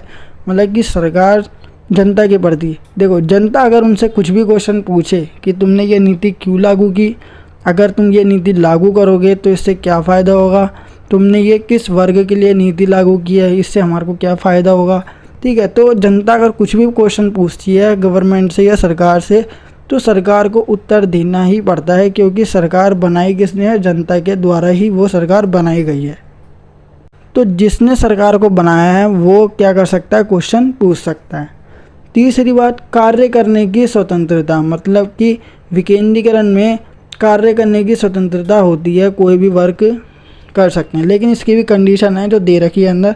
विकेंद्रीकरण में हर कोई भी व्यक्ति अपने मनमाने ढंग से, अपनी मर्जी से कार्य करने के लिए क्या है, इंडिपेंडेंट है। मतलब कि उसको लिबर्टी दी गई है, स्वतंत्रता दी गई है। कार्य करने की स्वतंत्रता प्रशासन को चलाने के लिए बनाए गए नियमों कानूनों के दायरे के अंदर होती है। मतलब कि जो भी नियम कायदे कानून बनाए गए हैं उसके दायरे में रहकर या उसकी सीमा में रहकर ही कोई व्यक्ति अपने मनमाने ढंग से क्या कर सकता है, कार्य कर सकता है, ठीक है। कोई ऐसा कार्य ना करे जो क्या हो, कानून नीति और उसके दायरे के बाहर हो। अगर कोई व्यक्ति कानून नीति इसके दायरे से बाहर कोई काम करता है तो उसको अपराध मतलब कि उसको दंड भी दिया जाता है। और ऐसा केवल सरकार ही नहीं, संविधान में भी लिखा गया है। फोर्थ पॉइंट आता है अपना सामाजिक न्याय तथा आर्थिक विकास की योजनाएं का निर्माण करना। ठीक है, सामाजिक न्याय, समाज के अंदर न्याय स्थापित करना और आर्थिक विकास करना देश का, इसकी योजनाएं भी बनाई गई है। देखते हैं विकेंद्रीकरण का महत्व इसलिए भी है, मतलब कि विकेंद्रीकरण शक्तियों का बंटवारा हम मतलब कि इसलिए किया गया है क्योंकि इस व्यवस्था में सामाजिक न्याय तथा आर्थिक विकास की योजनाओं में लोगों की भागीदारी होती है। अगर समाज से रिलेटेड कोई काम करते हैं या आर्थिक विकास करना है तो लोगों की भागीदारी इसमें होती ही होती है, मतलब कि लोग क्या करते हैं इसमें पार्टिसिपेट करते हैं तथा साथ ही साथ वह प्रक्रिया स्थानीय स्तर से लागू होगी, मतलब कि राज्य के लेवल पर वो लागू होती है। पहले क्या होता था, केंद्र में योजना बनती थी, मतलब पहले पूरे देश में बनती थी, वहाँ से क्या होता था राज्य में आती थी और राज्य द्वारा जिला, ब्लॉक और गांव में आती थी। अब क्या किया गया, सिस्टम उल्टा कर दिया गया। अब कहाँ से शुरू होती है, स्थानीय लेवल से। ठीक है, पहले केंद्रीय लेवल से शुरू होकर कहाँ पे ख़त्म होती थी, गांव में या फिर जिला, ब्लॉक में ख़त्म होती थी। लेकिन अब क्या हो गया, जो भी प्रक्रिया शुरू होती है वो पहले कहाँ से स्टार्ट होती है, स्थानीय लेवल पर। क्यों, क्योंकि स्थानीय लेवल पर जनता की भागीदारी सबसे ज़्यादा होती है और स्थानीय लेवल पर ही ना सरकार जो होती है वो जनता के हितों की ओर ध्यान देती है, ना कि केंद्रीय सरकार। सो गाइस, ये थे अपने विकेंद्रीकरण की डेफिनेशन और उसका महत्व। अब साथ ही साथ इसमें एक और टॉपिक हम इंक्लूड करते हैं, विकेंद्रीकरण के दृष्टिकोण। विकेंद्रीकरण के दृष्टिकोण मतलब कि नज़रिया, जो शक्ति का बंटवारा किया गया है, इसके कितने दृष्टिकोण हैं, 4। मतलब कि 4 नज़रिए से हम इसे देख सकते हैं कि ये क्या है, विकेंद्रीकरण या शक्ति का बंटवारा क्या है। तो देखो इसके 4 दृष्टिकोण हैं। पहला क्या है, सैद्धांतिक दृष्टिकोण। इसके अंदर क्या होता है, यह नज़रिया विकेंद्रीकरण को अपने आप में एक अंत मानता है। ठीक है, विकेंद्रीकरण से क्या हो चुका है, अंत हो चुका है, ख़त्म हो चुका है सब कुछ, ये मानता है। इसके अनुसार निर्णय लेने के लिए अधिकार लोगों को सौंपे जा सकते हैं। मतलब कि इसमें क्या है, जो भी निर्णय लिया जाएगा उसके सारे अधिकार किसको दिए गए हैं, जनता को सौंपे जा सकते हैं। ठीक है, और ये माना जाता है कि जनता को जब सारे अधिकार सौंप दिए जाएंगे तो कुछ होते हैं कि निर्धन होते हैं और कुछ होते हैं जो अपनी क्या बोलते हैं, लालच में आकर अपने अधिकारों का गलत प्रयोग या फिर अपने अधिकार को बेच भी सकते हैं। ठीक है, जैसे सार्वभौमिक अधिकार होता है, कुछ लोग क्या होते हैं लालच में आकर अपना जो वोट है वो बेच देते हैं। तो ठीक है, तो इनके अनुसार ना सैद्धांतिक दृष्टिकोण मतलब कि लिखा गया है कि ये नज़रिए में विकेंद्रीकरण जो है वो अपने आप में एक अंत है, क्योंकि इसमें सारे निर्णय जो अधिकार है वो लोगों को सौंपे जा सकते हैं। दूसरा अपना आता है राजनीतिक दृष्टिकोण, मतलब कि पॉलिटिकल लेवल पर दृष्टिकोण क्या नज़रिया है। ये दृष्टिकोण मानता है कि प्रशासन की विकेंद्रीकरण नीति या व्यवस्था बनाने का विचार राजनीतिक निर्णय पर आधारित है। मतलब कि राजनीतिक दृष्टिकोण ये कहता है, राजनीति के अकॉर्डिंग ये है कि जो भी ये विकेंद्रीकरण किया गया या व्यवस्था बनाई गई है, इसका विचार या ये सोच किसकी थी, राजनीतिक निर्णय जो पॉलिटिकल डिसीजन था उस पर बेस्ड थी। अब अपना थर्ड पॉइंट आता है प्रशासनिक दृष्टिकोण।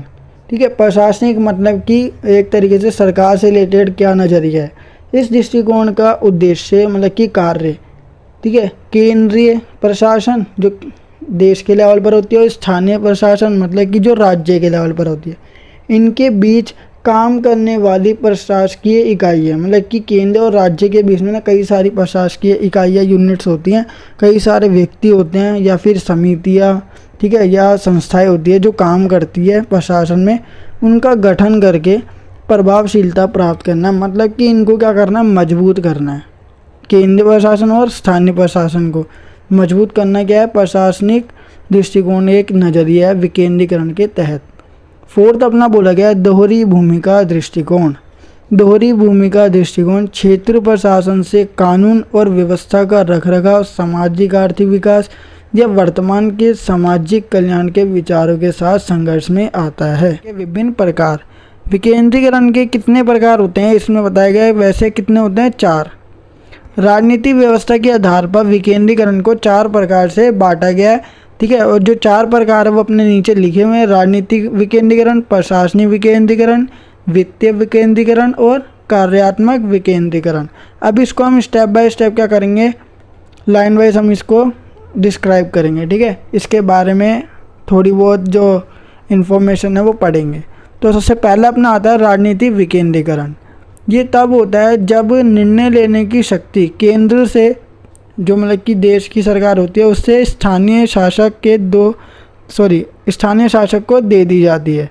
मतलब कि केंद्र से ना जो भी शक्तियाँ है या फिर निर्णय लेने की कोई भी पावर, वो केंद्र से स्थानीय शासक के पास पहुंच जाती है। ठीक है, अब केंद्रीय सरकार ने लेगी फैसले, कौन लेगा? स्थानीय सरकार।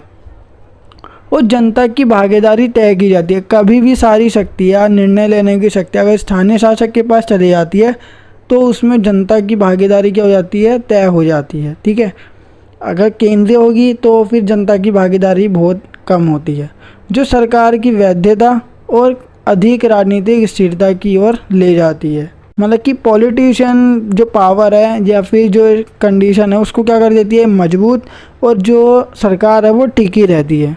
इसके कारण जब सारी शक्तियाँ केंद्र से स्थानीय शासक के पास दे दी जाती है, क्योंकि स्थानीय शासक जनता को क्या करते हैं?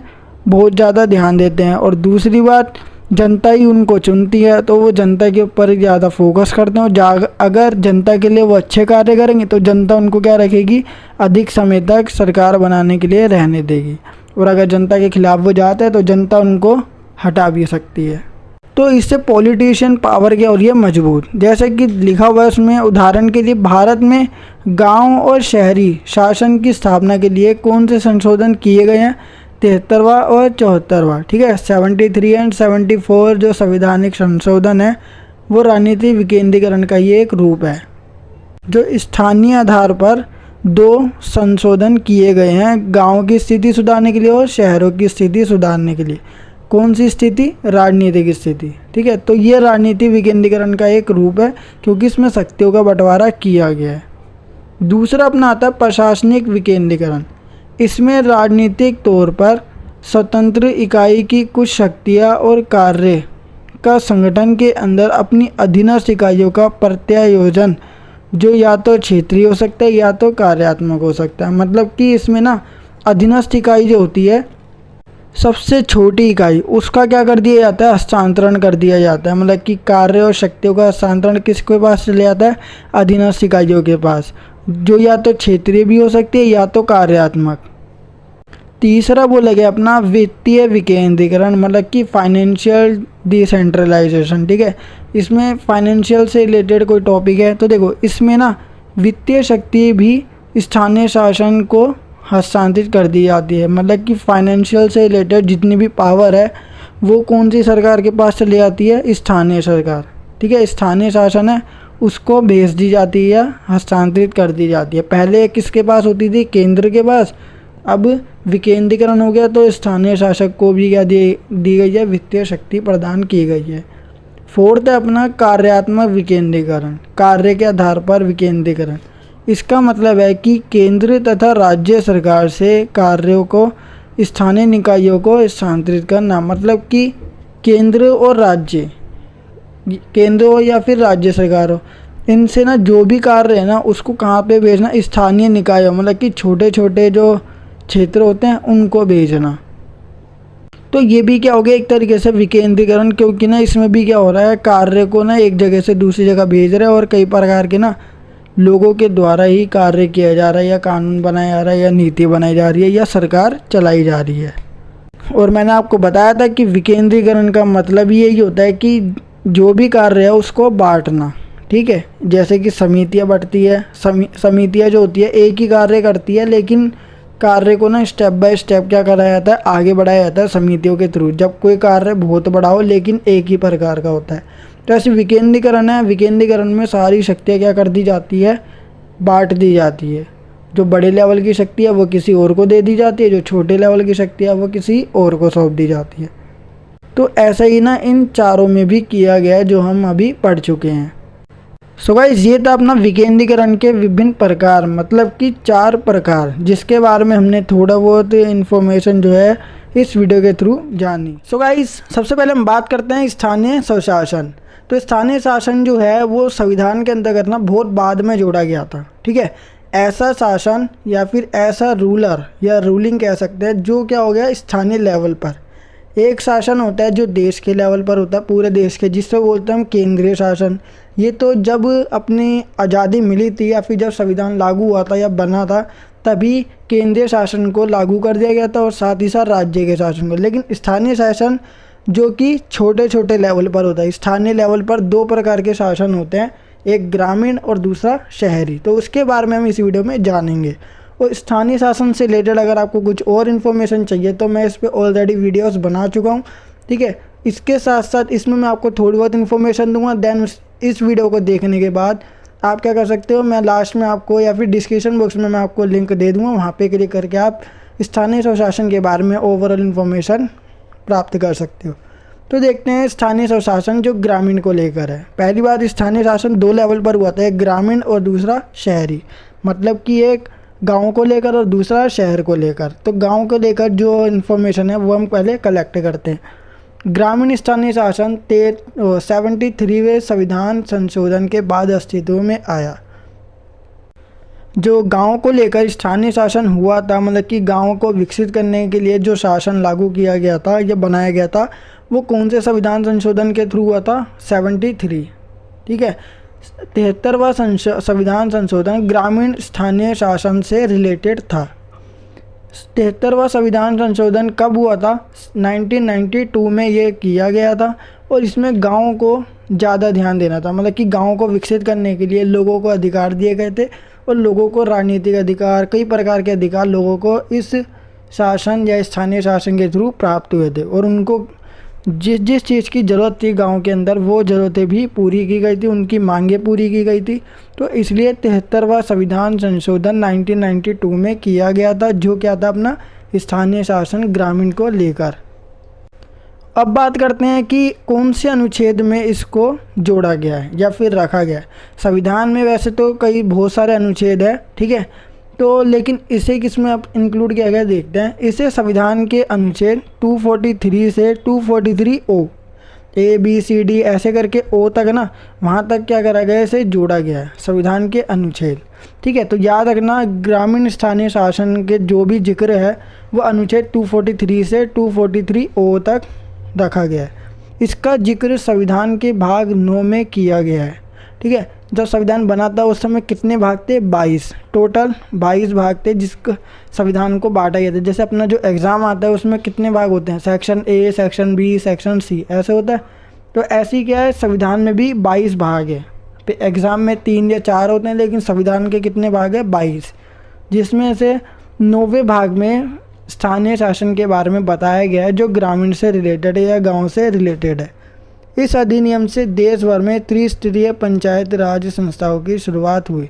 मतलब कि 3 लेवल पर ना पंचायती शासन लागू किया गया इस आधार पर, जो गांव के लेवल पर हुआ था, ताकि गांव के लोगों की जो स्थिति है वो सुधारी जा सके और उनकी जो ज़रूरत है वो पूरी की जा सके। देखते हैं अब इसमें जो देखते हैं तो त्रिस्तरीय पंचायती राज व्यवस्था है, उसमें सबसे पहले क्या आता है? ग्राम पंचायत, दूसरा आता है पंचायत समिति और तीसरा आता है जिला परिषद।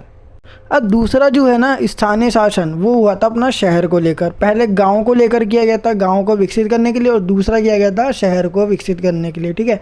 वैसे तो गांव की तुलना में ना शहर जो है वो जल्दी विकसित हो रहे थे, लेकिन फिर भी ना इस पर ध्यान देने के लिए स्थानीय शासन किया गया था या लागू किया गया था, उसे संविधान में जोड़ा गया था, ठीक है। स्थानीय शासन को लेकर ना कई प्रकार की नीति, योजनाएँ और कई प्रकार की समितियाँ बनाई गई थी अलग अलग व्यक्तियों द्वारा, लेकिन सरकार ने या फिर संविधान में ना उसको जोड़ा नहीं गया था। लेकिन 1992 में क्या हुआ, इसे जोड़ लिया गया था, जो गांव के लेवल से शुरू हुआ, फिर 1993 में शहर पे आ गया। अब देखते हैं शहर को लेकर क्या हुआ था। इस शहरी स्थानीय स्वशासन कौन से संविधान संशोधन के तहत संविधान में जोड़ा गया? 74, ठीक है।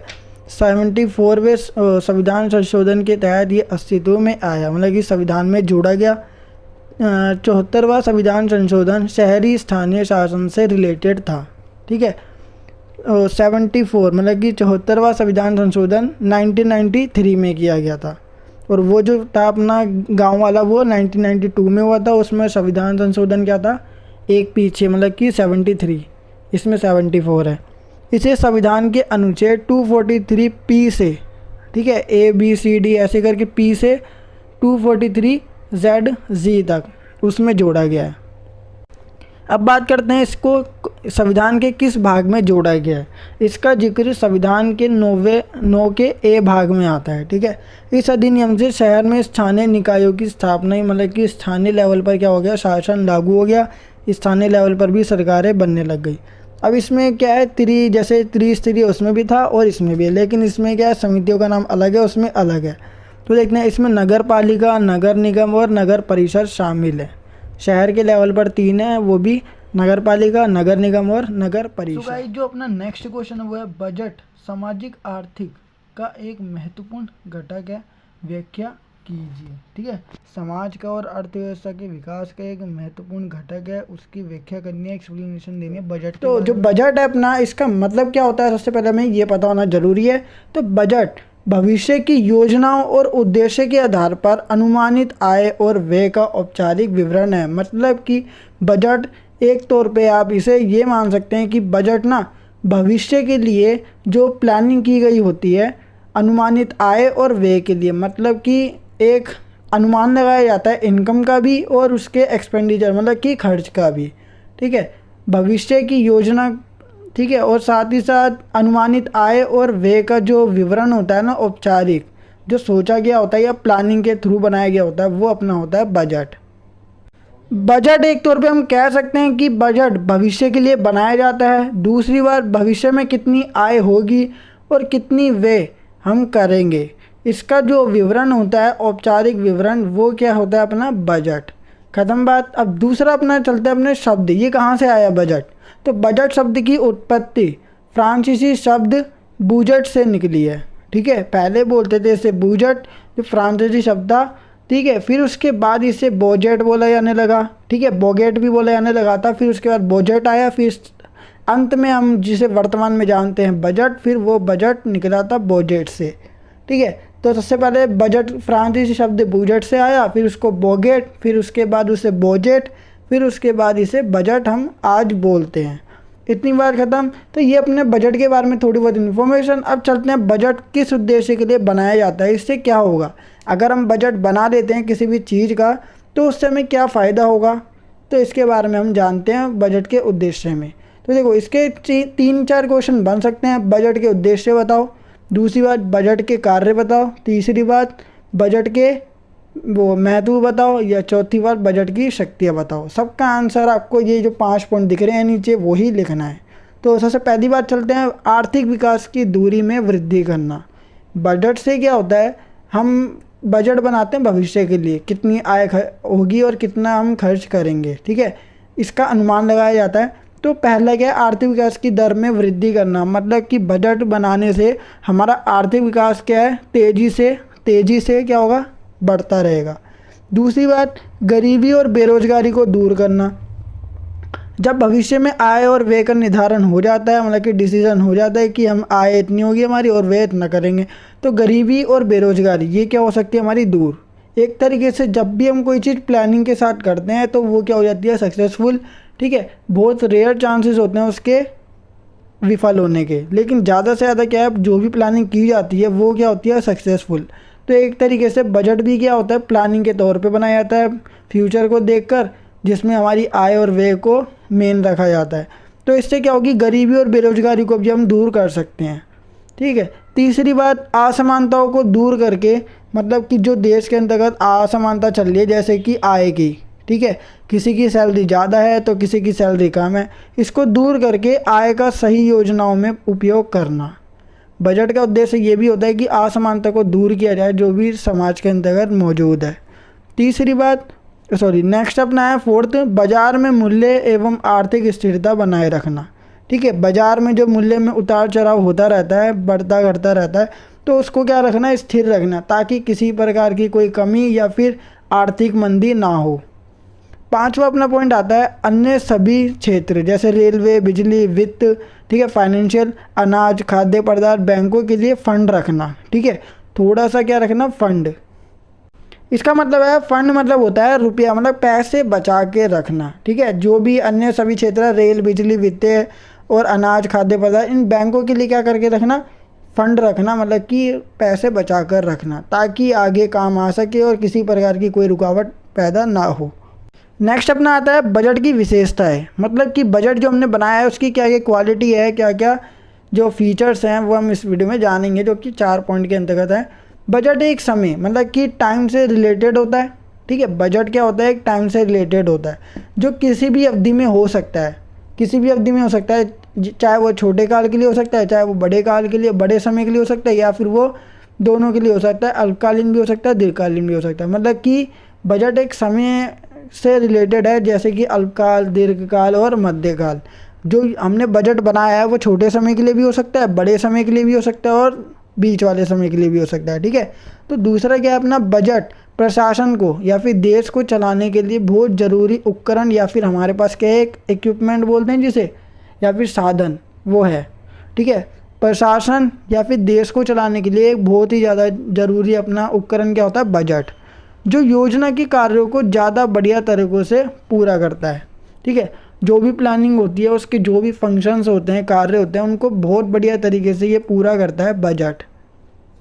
तीसरी बात, बजट पूर्व निर्धारित उद्देश्य तथा लक्ष्यों को प्राप्त करने का एक उपकरण है। मतलब कि बजट हम भविष्य के लिए बनाते हैं और बजट के अंदर हम सारी चीज़ें पहले ही डिसाइड करके रखते हैं।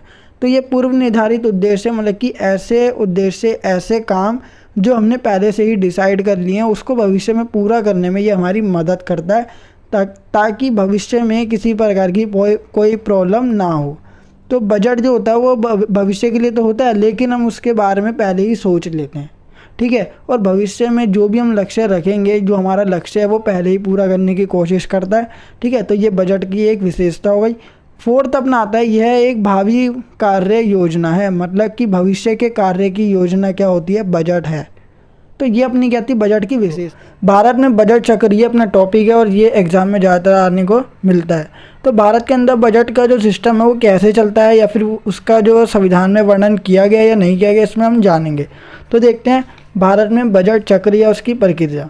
भारतीय संविधान के अनुच्छेद 112 से 117 तक बजट के विषय के बारे में बताया गया। मतलब कि भारत का जो संविधान है उसमें कई सारे अनुच्छेद है, ठीक है, जो 400 से ऊपर ही है। तो क्या है इसमें ना, जो अनुच्छेद 112 से लेकर 117, जो 5 अनुच्छेद है अपने 112 से 17, ठीक है, इसके मतलब कि बजट के बारे में ना इन अनुच्छेद में बताया गया है, इन आर्टिकल्स में बताया गया है। अब देखते हैं कि पेश किसके द्वारा किया जाता है, जो बजट होता है। भारत के वित्त मंत्री द्वारा हर साल, ठीक है, हर साल बजट पेश किया जाता है।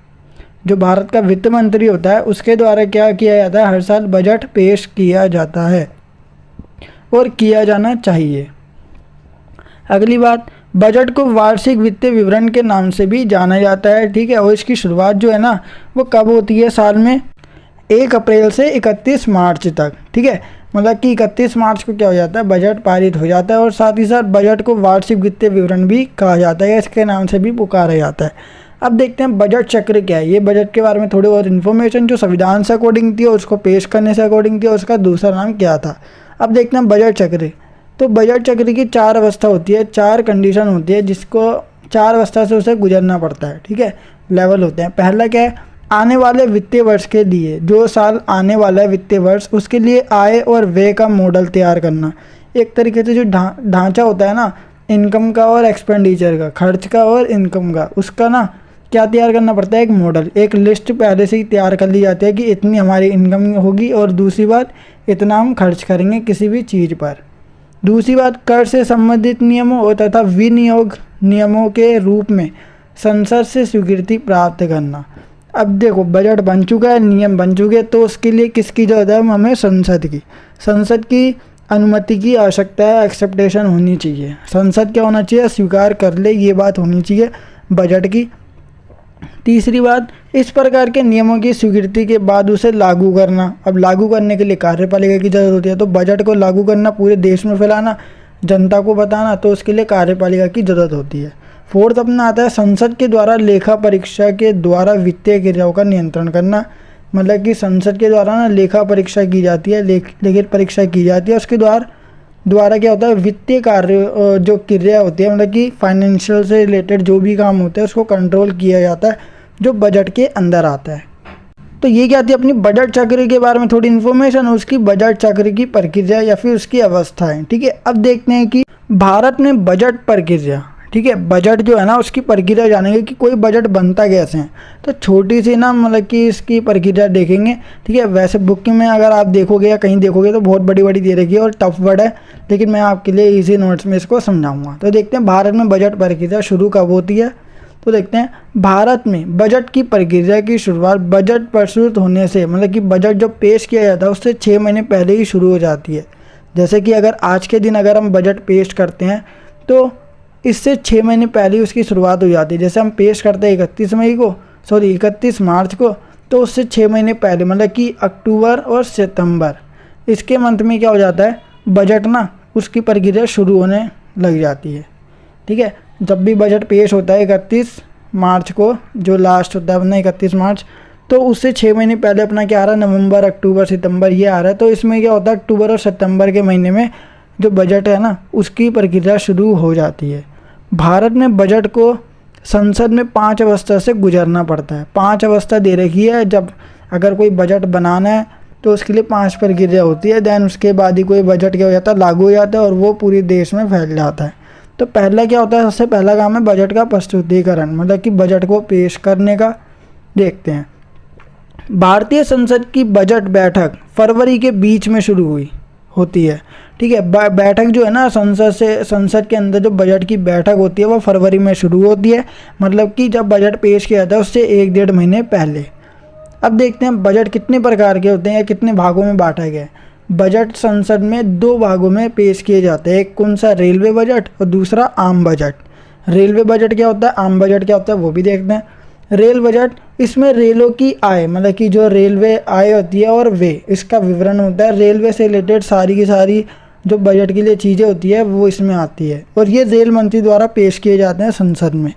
जो रेल मंत्री है उनके द्वारा क्या होते हैं, ये संसद में पेश किए जाते हैं। ठीक है, रेल मंत्री के द्वारा पेश किया जाता है और रेल की आय और व्यय का विवरण इसमें होता है रेलवे बजट में। दूसरा बजट कौन सा, अपना आम बजट। रेलवे को छोड़कर शेष अन्य सभी बजट का आय और व्यय आम बजट है। मतलब कि रेलवे को छोड़कर अगर हम कोई सा भी बजट तैयार करते हैं उसका आय और व्यय, तो उसका सारा का सारा विवरण किस में आता है, आम बजट में। क्योंकि रेलवे बजट अपना अलग है और आम बजट में क्या होता है, बाकी सारे आ जाते हैं जितने प्रकार के बजट होंगे।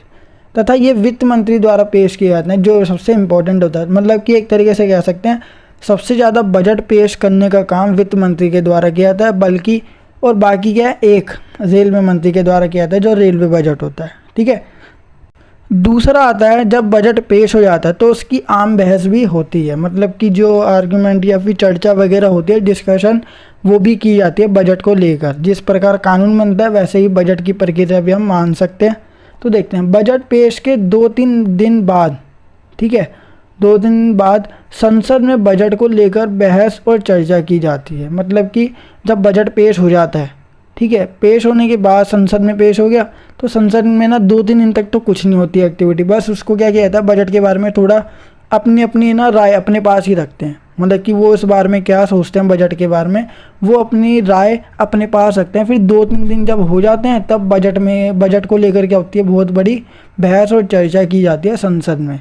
इसमें लोकसभा पूरे के पूरे बजट पर चर्चा कर सकती है। लोकसभा बड़ी होती है संख्या के आधार पर, ठीक है, संख्या के आधार पर लोकसभा क्या है, बड़ी है और राज्यसभा छोटी। तो लोकसभा ना बजट को लेकर बहुत ज़्यादा बड़ी बहस वगैरह करती है या चर्चा कर सकती है। ये व्यवस्था कहाँ से मिली हमारे को, बहस और चर्चा वाली, ब्रिटेन से। ठीक है, लगभग जो संविधान के अंतर्गत सारी की सारी प्रक्रिया है वो ज़्यादातर हमने ब्रिटेन से ही ली है, क्योंकि भारत एक ऐसा संविधान है जो कई देशों से मिलके बना है। अब बहस और चर्चा होने के बाद तीसरा अपना आता है मांगों पर मतदान। इसके अंदर संसद की बजट को लेकर, संसद जो है ना बजट को लेकर बहस और चर्चा जब खत्म हो जाती है उसके बाद मतदान की प्रक्रिया शुरू होती है। मतलब कि कौन कौन एग्री है कि इस प्रकार का जो बजट है वो पास होना चाहिए या नहीं होना चाहिए। ठीक है, जो एग्री है वो मतदान करते हैं और जो नहीं है वो मतदान नहीं करते। और अगर आधे से ज़्यादा व्यक्ति या फिर सदस्य मतदान कर देते हैं तो वह बजट पारित हो जाता है और बजट असली रूप में आकर बजट को लागू कर दिया जाता है। ठीक है, तो जैसी आम बहस है या चर्चा है वो ख़त्म होती है, उसके बाद मतदान की प्रक्रिया शुरू हो जाती है और सदस्य क्या करते हैं, बजट को लेकर मतदान, जो चाहते हैं कि हमारा जो बजट है वो पास होना चाहिए, इसमें मतदान के समय बहस और चर्चा भी की जा सकती है। अगर मतदान करने के समय बहस और चर्चा करनी है तो ये भी हो सकता है। फोर्थ अपना आता है मतदान करने के बाद, फोर्थ आता है बजट का क्रियान्वयन या फिर बजट को लागू करना। अगर मतदान करने के बाद मतदान का जो रिजल्ट है वो ये आता है कि बहुमत पास हो चुका है, मतलब कि आधे से ज़्यादा लोग बजट को लेकर पास, ठीक है, सहमति दे रहे हैं, तो क्या होगा, वो बजट लागू करने के लिए तैयार किया जाता है। देखते हैं आप, मतदान करने के बाद बजट को संसद से कार्यपालिका में भेजा जाता है। ये सारी प्रक्रिया जो 3 स्टेप थे वो किस में हुई थी, संसद में। अब उसके बाद क्या है, बजट को संसद से कहाँ भेजा जाता है, कार्यपालिका में, तथा बजट का क्रियान्वयन या फिर लागू करने का कार्य कार्यपालिका को दिया गया है। ठीक है, कार्य या फिर लागू करने का जो भी कार्य है वो किसको दिया गया है, कार्यपालिका को। बजट के लागू होने के बाद वह अपने अंतिम रूप में आ जाता है, मतलब कि बजट क्या हो जाता है, पूरे देश में फैल जाता है और 31 मार्च को उसे पूरे देश को पता लग जाता है। अपना जो नेक्स्ट क्वेश्चन है वो है लोक सेवा की परिभाषा दीजिए तथा लोक सेवा का विशेषता और भारत सरकार के द्वारा उठाए जाने वाली लोक सेवा से संबंधित कदम का वर्णन कीजिए। तो इसकी एक्सप्लेनेशन आगे दी गई है, वो देखो वीडियो। सो गाइस, अपना जो टॉपिक है यूनिट 4 में भारत में लोक सेवा वितरण, ठीक है, मतलब कि लोक सेवा, लोगों की सेवा करने के लिए वितरण जो किया गया, बंटवारा जो किया गया भारत के अंतर्गत, वो क्या है। तो देखते हैं सबसे पहले लोक सेवा क्या होती है। ठीक है, तो इसका नॉर्मल वर्ड में अगर मैं बताऊं अर्थ, तो ये होता है लोक सेवा मतलब कि लोगों की सेवा करना। ठीक है, अब देखते हैं इसके अंदर मतलब कि जो नोट्स है उसके अकॉर्डिंग क्या बोला गया है। तो लोक सेवा का अर्थ सरकारी सेवक को संगठन जिन्हें सरकार अपने कार्य के लिए नियुक्त करती है, मतलब कि लोक सेवा जो है ना, सरकारी सेवकों का एक ग्रुप है, मतलब कि सरकारी जो सेवा है ना वो प्रोवाइड करती हैं, उसका इसमें बहुत सारे मेंबर शामिल होते हैं, जिन्हें ना सरकार अपने कार्यों के लिए क्या करती है, नियुक्त करती है, चुनती है। सरकार को अगर कोई कार्य करवाना है या करना है तो वो उनके लिए क्या करती है, लोक सेवकों की नियुक्ति करती है, जो जनता की भलाई के लिए कार्य करते हैं। ठीक है, तो ऐसे बहुत सारी मतलब कि जॉब वगैरह होती है, गवर्नमेंट जॉब होती है, जो जनता के भले के लिए क्या करते हैं, काम करते हैं। तो देखते हैं, और उनके बदले ना उनको सैलरी भी दी जाती है। जो लोक सेवा करते हैं उनको सैलरी भी प्रोवाइड की जाती है, जैसे गवर्नमेंट जॉब में बैंकिंग, बहुत सारी चीज़ें हैं, डॉक्टरी वगैरह, ये सब। ठीक है, तो इनमें ये क्या करते हैं, जनता की भलाई के लिए काम करते हैं और साथ ही साथ इनको सैलरी भी दी जाती है और ये सरकार के द्वारा ही नियुक्त किए जाते हैं। इतनी बात ख़त्म। अब देखते हैं आगे। लोक सेवाएं सरकारी सेवाएं होती है, मतलब कि गवर्नमेंट जो होती है, जैसे गवर्नमेंट हॉस्पिटल होता है, गवर्नमेंट, ठीक है, बैंकिंग वगैरह सारी चीज़ें, ये जनता की देखभाल का कार्य करते हैं। ठीक है, बैंक के अंदर क्या होता है, या फिर हॉस्पिटल वगैरह में जो डॉक्टर होते हैं, कुछ सरकारी हॉस्पिटल होते हैं तो कुछ प्राइवेट, लेकिन हम बात करें सरकारी की। ठीक है, तो सरकारी हॉस्पिटल में जो भी खर्चा वगैरह होता है वो मतलब कि बहुत ही ज़्यादा कम होता है, एक तरीके से प्राइवेट की तुलना में कम या फिर ना के बराबर। तो ये जनता की देखभाल का काम करते हैं, मतलब कि जनता के लिए ही बनाए जाते हैं। इसे क्या बोलते हैं हम, लोक सेवा। तो डॉक्टर जो सरकारी हॉस्पिटल है या सरकारी हॉस्पिटल में जो डॉक्टर है वो क्या काम कर रहा है, लोगों की सेवा का काम कर रहा है, जिसे हम क्या बोल सकते हैं, लोक सेवा कर रहा है वो। इनमें सैनिक कार्यों में लगे कर्मियों को शामिल नहीं किया जाता, मतलब कि जो आर्मी वगैरह में होते हैं उनको शामिल इसमें नहीं किया जाता। हालांकि वो भी क्या है, वो भी जनता या फिर लोगों की सेवा करते हैं, लेकिन फिर भी न्यायिक एवं सैनिक इनको शामिल नहीं किया जाता। अब देखते हैं लोक सेवा की विशेषता है, जो लोगों की सेवा करते हैं गवर्नमेंट एम्प्लॉय, उनके विशेषता क्या क्या होती है। तो देखते हैं, पहला अपना लोक सेवा प्रक्रिया प्रशासन के लिए बहुत ही बढ़िया उपकरण है, मतलब कि लोगों की सेवा करने के लिए या जो प्रशासन, ठीक है, प्रशासन चलाया जाता है उसके लिए बहुत ही ज़्यादा इम्पोर्टेंट है या फिर बहुत बढ़िया है।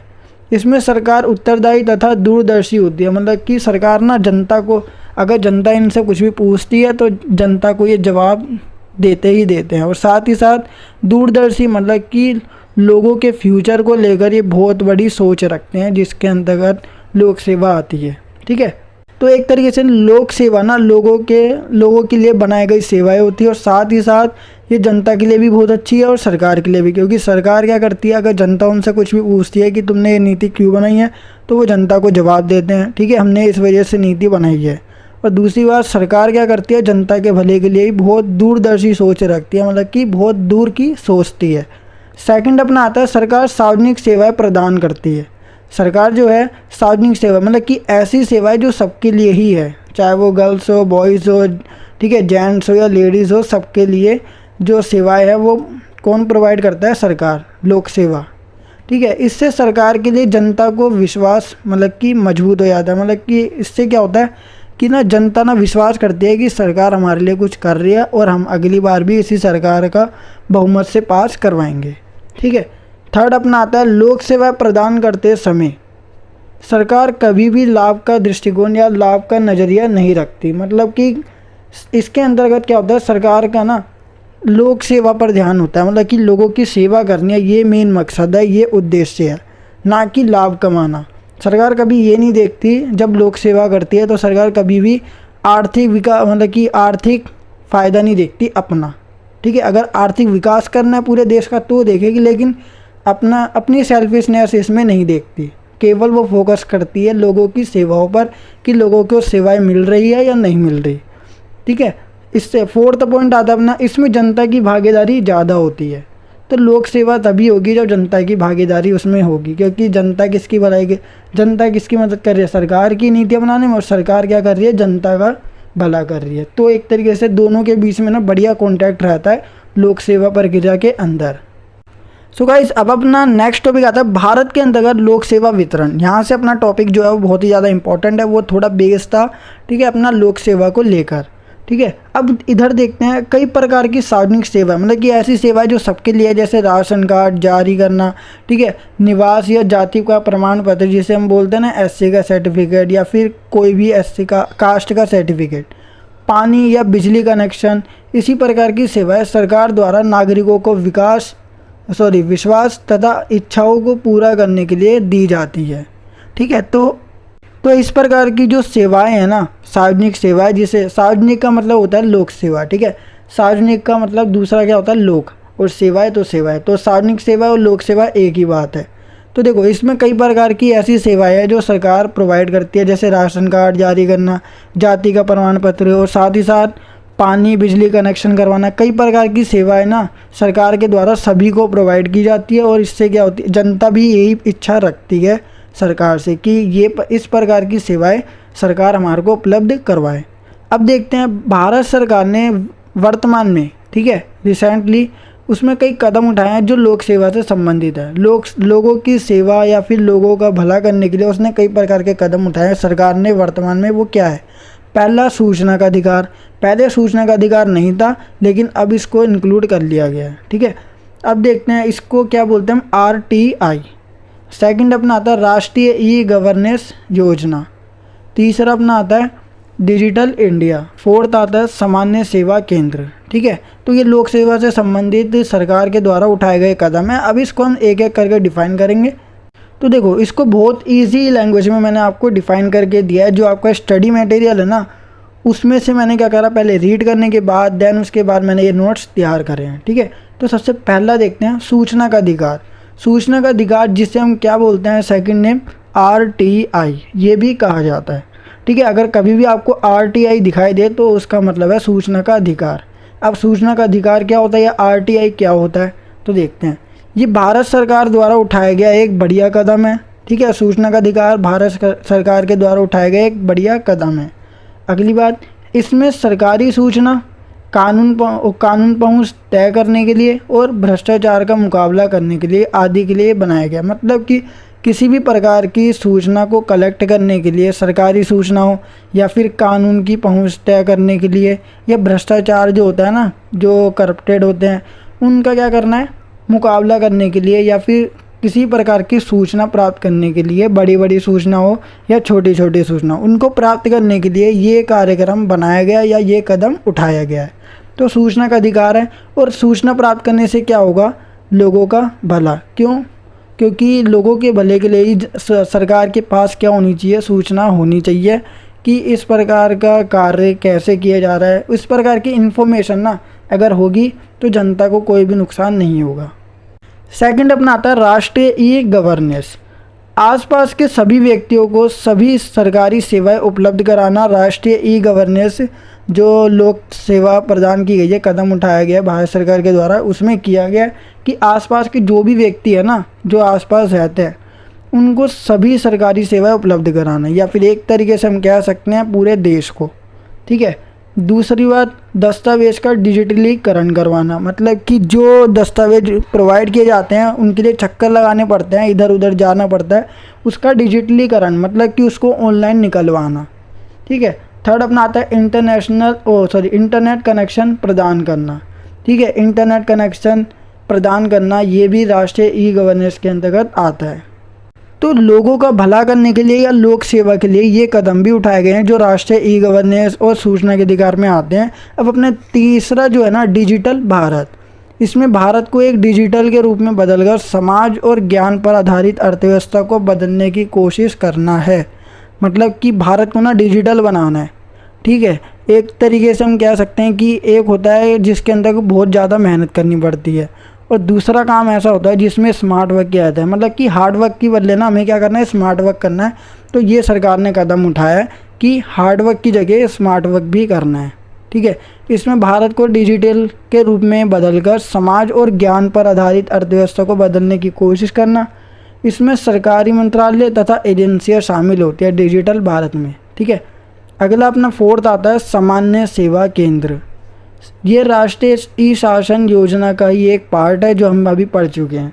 सेकंड है, इसका मुख्य उद्देश्य ग्रामीण समाज से संबंधित है। मतलब कि गाँव को विकसित करने का काम ना सामान्य सेवा केंद्र के अंतर्गत आता है, क्योंकि गांव देखो जो अपने पूरे के पूरे इंडिया या फिर एक तरीके से हम कह सकते हैं जो भी कंट्री है ना, अगर वहाँ पे गांव वाले इलाके होते हैं तो वो विकसित नहीं होते। शहर उनकी तुलना में ज़्यादा बढ़िया होते हैं, लेकिन गांव की कंडीशन क्या होती है, ख़राब। तो उनको सुधारने के लिए सामान्य सेवा केंद्र लोक सेवा के लिए बहुत ही ज़्यादा बढ़िया कदम है। ठीक है, तो इसका मुख्य उद्देश्य ग्रामीण समाज से संबंधित है, गाँव को लेकर संबंधित है। इसका उद्देश्य ग्रामीण अर्थव्यवस्था को बढ़ावा देना है। मतलब कि गाँव की जो भी इकोनॉमी है ना उसको बढ़ाना और साथ ही साथ गाँव को विकसित करना इसका मुख्य उद्देश्य है। सो गाइस, ये था अपना जो यूनिट 4 है ना उसका भारत में लोक सेवा वितरण की इन्फॉर्मेशन। एंड अगर आपके एग्ज़ाम में कोई भी क्वेश्चन आता है भारत में लोक सेवा वितरण की प्रक्रिया को समझाइए तथा इसके सरकार के द्वारा उठाए गए कदम को बताइए, या फिर एक तरीके से मैं कह दूं कि लोक सेवा को लेकर अगर कोई सा भी क्वेश्चन आपके एग्ज़ाम में आता है तो आपको फुल अप जो मैंने नोट्स बनाए हैं इस वीडियो में आपको वही पूरे लिख देंगे। ये जो क्वेश्चन है वो अपना लास्ट में आता है, लोकपाल पर टिप्पणी कीजिए, शॉर्ट नोट्स बनाइए। ठीक है, ये 8th क्वेश्चन पर आता है। तो देखते हैं इसका सॉल्यूशन क्या है। सो गाइस, अपना जो क्वेश्चन आता है वो ये आएगा कि क्वेश्चन नंबर 8 पर वैसे पूछा जाएगा। मैं बता देता हूँ कि आपको इनमें से नीचे जो 4 ऑप्शन दे रखे हैं उनमें से आपको किन्हीं 2 को करना है। ठीक है, या फिर 2 पर टिप्पणी तैयार करनी है या उसका वर्णन करना है, ऐसा कुछ क्वेश्चन। अगर उसमें 4 ऑप्शन में लोकपाल अगर आपको दिखाई देता है तो आपको जो मैं इस वीडियो में आपको बताऊंगा वही आपको क्या करना है, लिखना है। ठीक है, तो देखते हैं। सबसे पहले लोक शिकायतों का निवारण, आरटीआई, लोकपाल, नागरिक अधिकार पत्र एवं ई प्रशासन। ठीक है, ये अपना क्या है, यूनिट 4 है और उसके अंदर जो 2nd चैप्टर है, और साथ ही साथ ना ये लोकपाल के बारे में हम इस वीडियो में जानेंगे। देन मैं थोड़ी देर में आपको ई प्रशासन से रिलेटेड या फिर इलेक्ट्रॉनिक जो प्रशासन है उससे, इलेक्ट्रिकल प्रशासन, उससे रिलेटेड मैं आपको ओवरऑल इन्फॉर्मेशन अभी थोड़ी देर में ही अपलोड करके दे दूँगा। ठीक है, तो पहले देखते हैं अपन लोकपाल के बारे में। तो देखो, सूचना का अधिकार जो आरटीआई है ना उसके बारे में पहले ध्यान देते हैं। इसके अंतर्गत सरकार को या सरकारी प्राधिकरण, ठीक है, या सरकार का जो हेड होता है उसको जनता के प्रति जवाबदेह बनाते हैं। मतलब कि सूचना का अधिकार इसलिए बनाया गया है ताकि जो भी सरकार बनाई गई है वो जनता को क्या दे, अगर उसने कोई नीति बनाई है, अगर जनता उससे कुछ भी क्वेश्चन पूछती है तो उसका वो आंसर दे, ना कि जनता को इग्नोर करे। ठीक है, अगर वो जनता को उत्तर देता है कि मैंने इस वजह से, सरकार अगर जनता को उत्तर देती है कि मैंने इस वजह से या इस कारण से इस नीति को बनाया है, जैसे कि अगर स्वच्छ भारत अभियान है, ये एक अभियान था जो मोदी जी के द्वारा चलाया गया था, जो वर्तमान में अभी प्रधानमंत्री है। ठीक है, अब जनता उनसे पूछती है कि स्वच्छ भारत अभियान आपने किस मकसद को लेके बनाया। वैसे तो नाम से पता लग रहा है स्वच्छ भारत, ठीक है, लेकिन फिर भी अगर कोई क्वेश्चन पूछता है तो प्रधानमंत्री को उसका उत्तर, या फिर प्रधानमंत्री के जो अंडर में काम करते हैं उनको उत्तर देना पड़ता है। और इससे क्या होता है, जब प्रधानमंत्री या फिर सरकार जनता को उत्तर देती है या जवाब देती है, ठीक है, या उत्तरदायित्व होता है, तो इससे क्या होता है, अपना जो लोकतंत्र है ना देश का वो मजबूत होता है। ठीक है, लोकतंत्र के अंतर्गत यही बताया गया कि सरकार जनता के प्रति जवाबदेही मतलब कि उत्तरदायी, या फिर जो भी जनता क्वेश्चन पूछती है उनका उस उत्तर देना उनको पड़ता ही पड़ता है। ठीक है, या फिर ऑब्लिगेशन हम कह सकते हैं अगर लोकतंत्र को हमें मजबूत करना है तो। अब अगला पॉइंट देखते हैं, सूचना का अधिकार जिसे हम RTI बोलते हैं। अब RTI की फुल फॉर्म क्या होती है? Right to information. ठीक है, मतलब कि एक ऐसा अधिकार जो हमें इन्फॉर्मेशन देता हो। अगली बात, इस अधिकार को कब बनाया गया था? 2005 में, सन 2005 में इस अधिकार को बनाया गया था, और साथ ही साथ जिस साल इसे बनाया गया था उसी साल इसे लागू कर दिया गया था। लगभग अक्टूबर या नवंबर के बीच में इसे लागू कर दिया था। ठीक है, अब ये तो सूचना के अधिकार से रिलेटेड थोड़ी सी इन्फॉर्मेशन थी। अगर लोकपाल के बारे में कुछ आता है तो सबसे पहले आप यहीं से स्टार्ट करना। देन उसके बाद अब चलते हैं अपने मेन टॉपिक की ओर, जो कि आपका एग्ज़ाम में आता है, लोकपाल।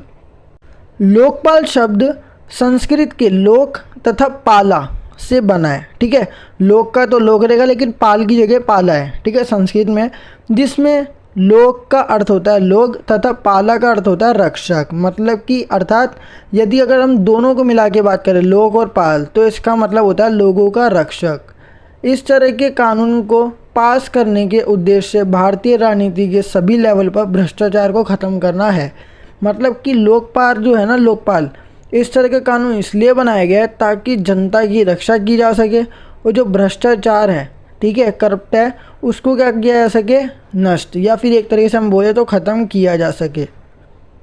हालांकि वर्तमान में देखा जाए तो कई प्रकार के भ्रष्टाचारी, ठीक है, वर्तमान में भारत में देखने को मिल सकते हैं, और साथ ही साथ भ्रष्टाचार दिन प्रतिदिन बढ़ता ही जा रहा है। तो भ्रष्टाचार को कम करने के लिए लोकपाल की मेन भूमिका होती है।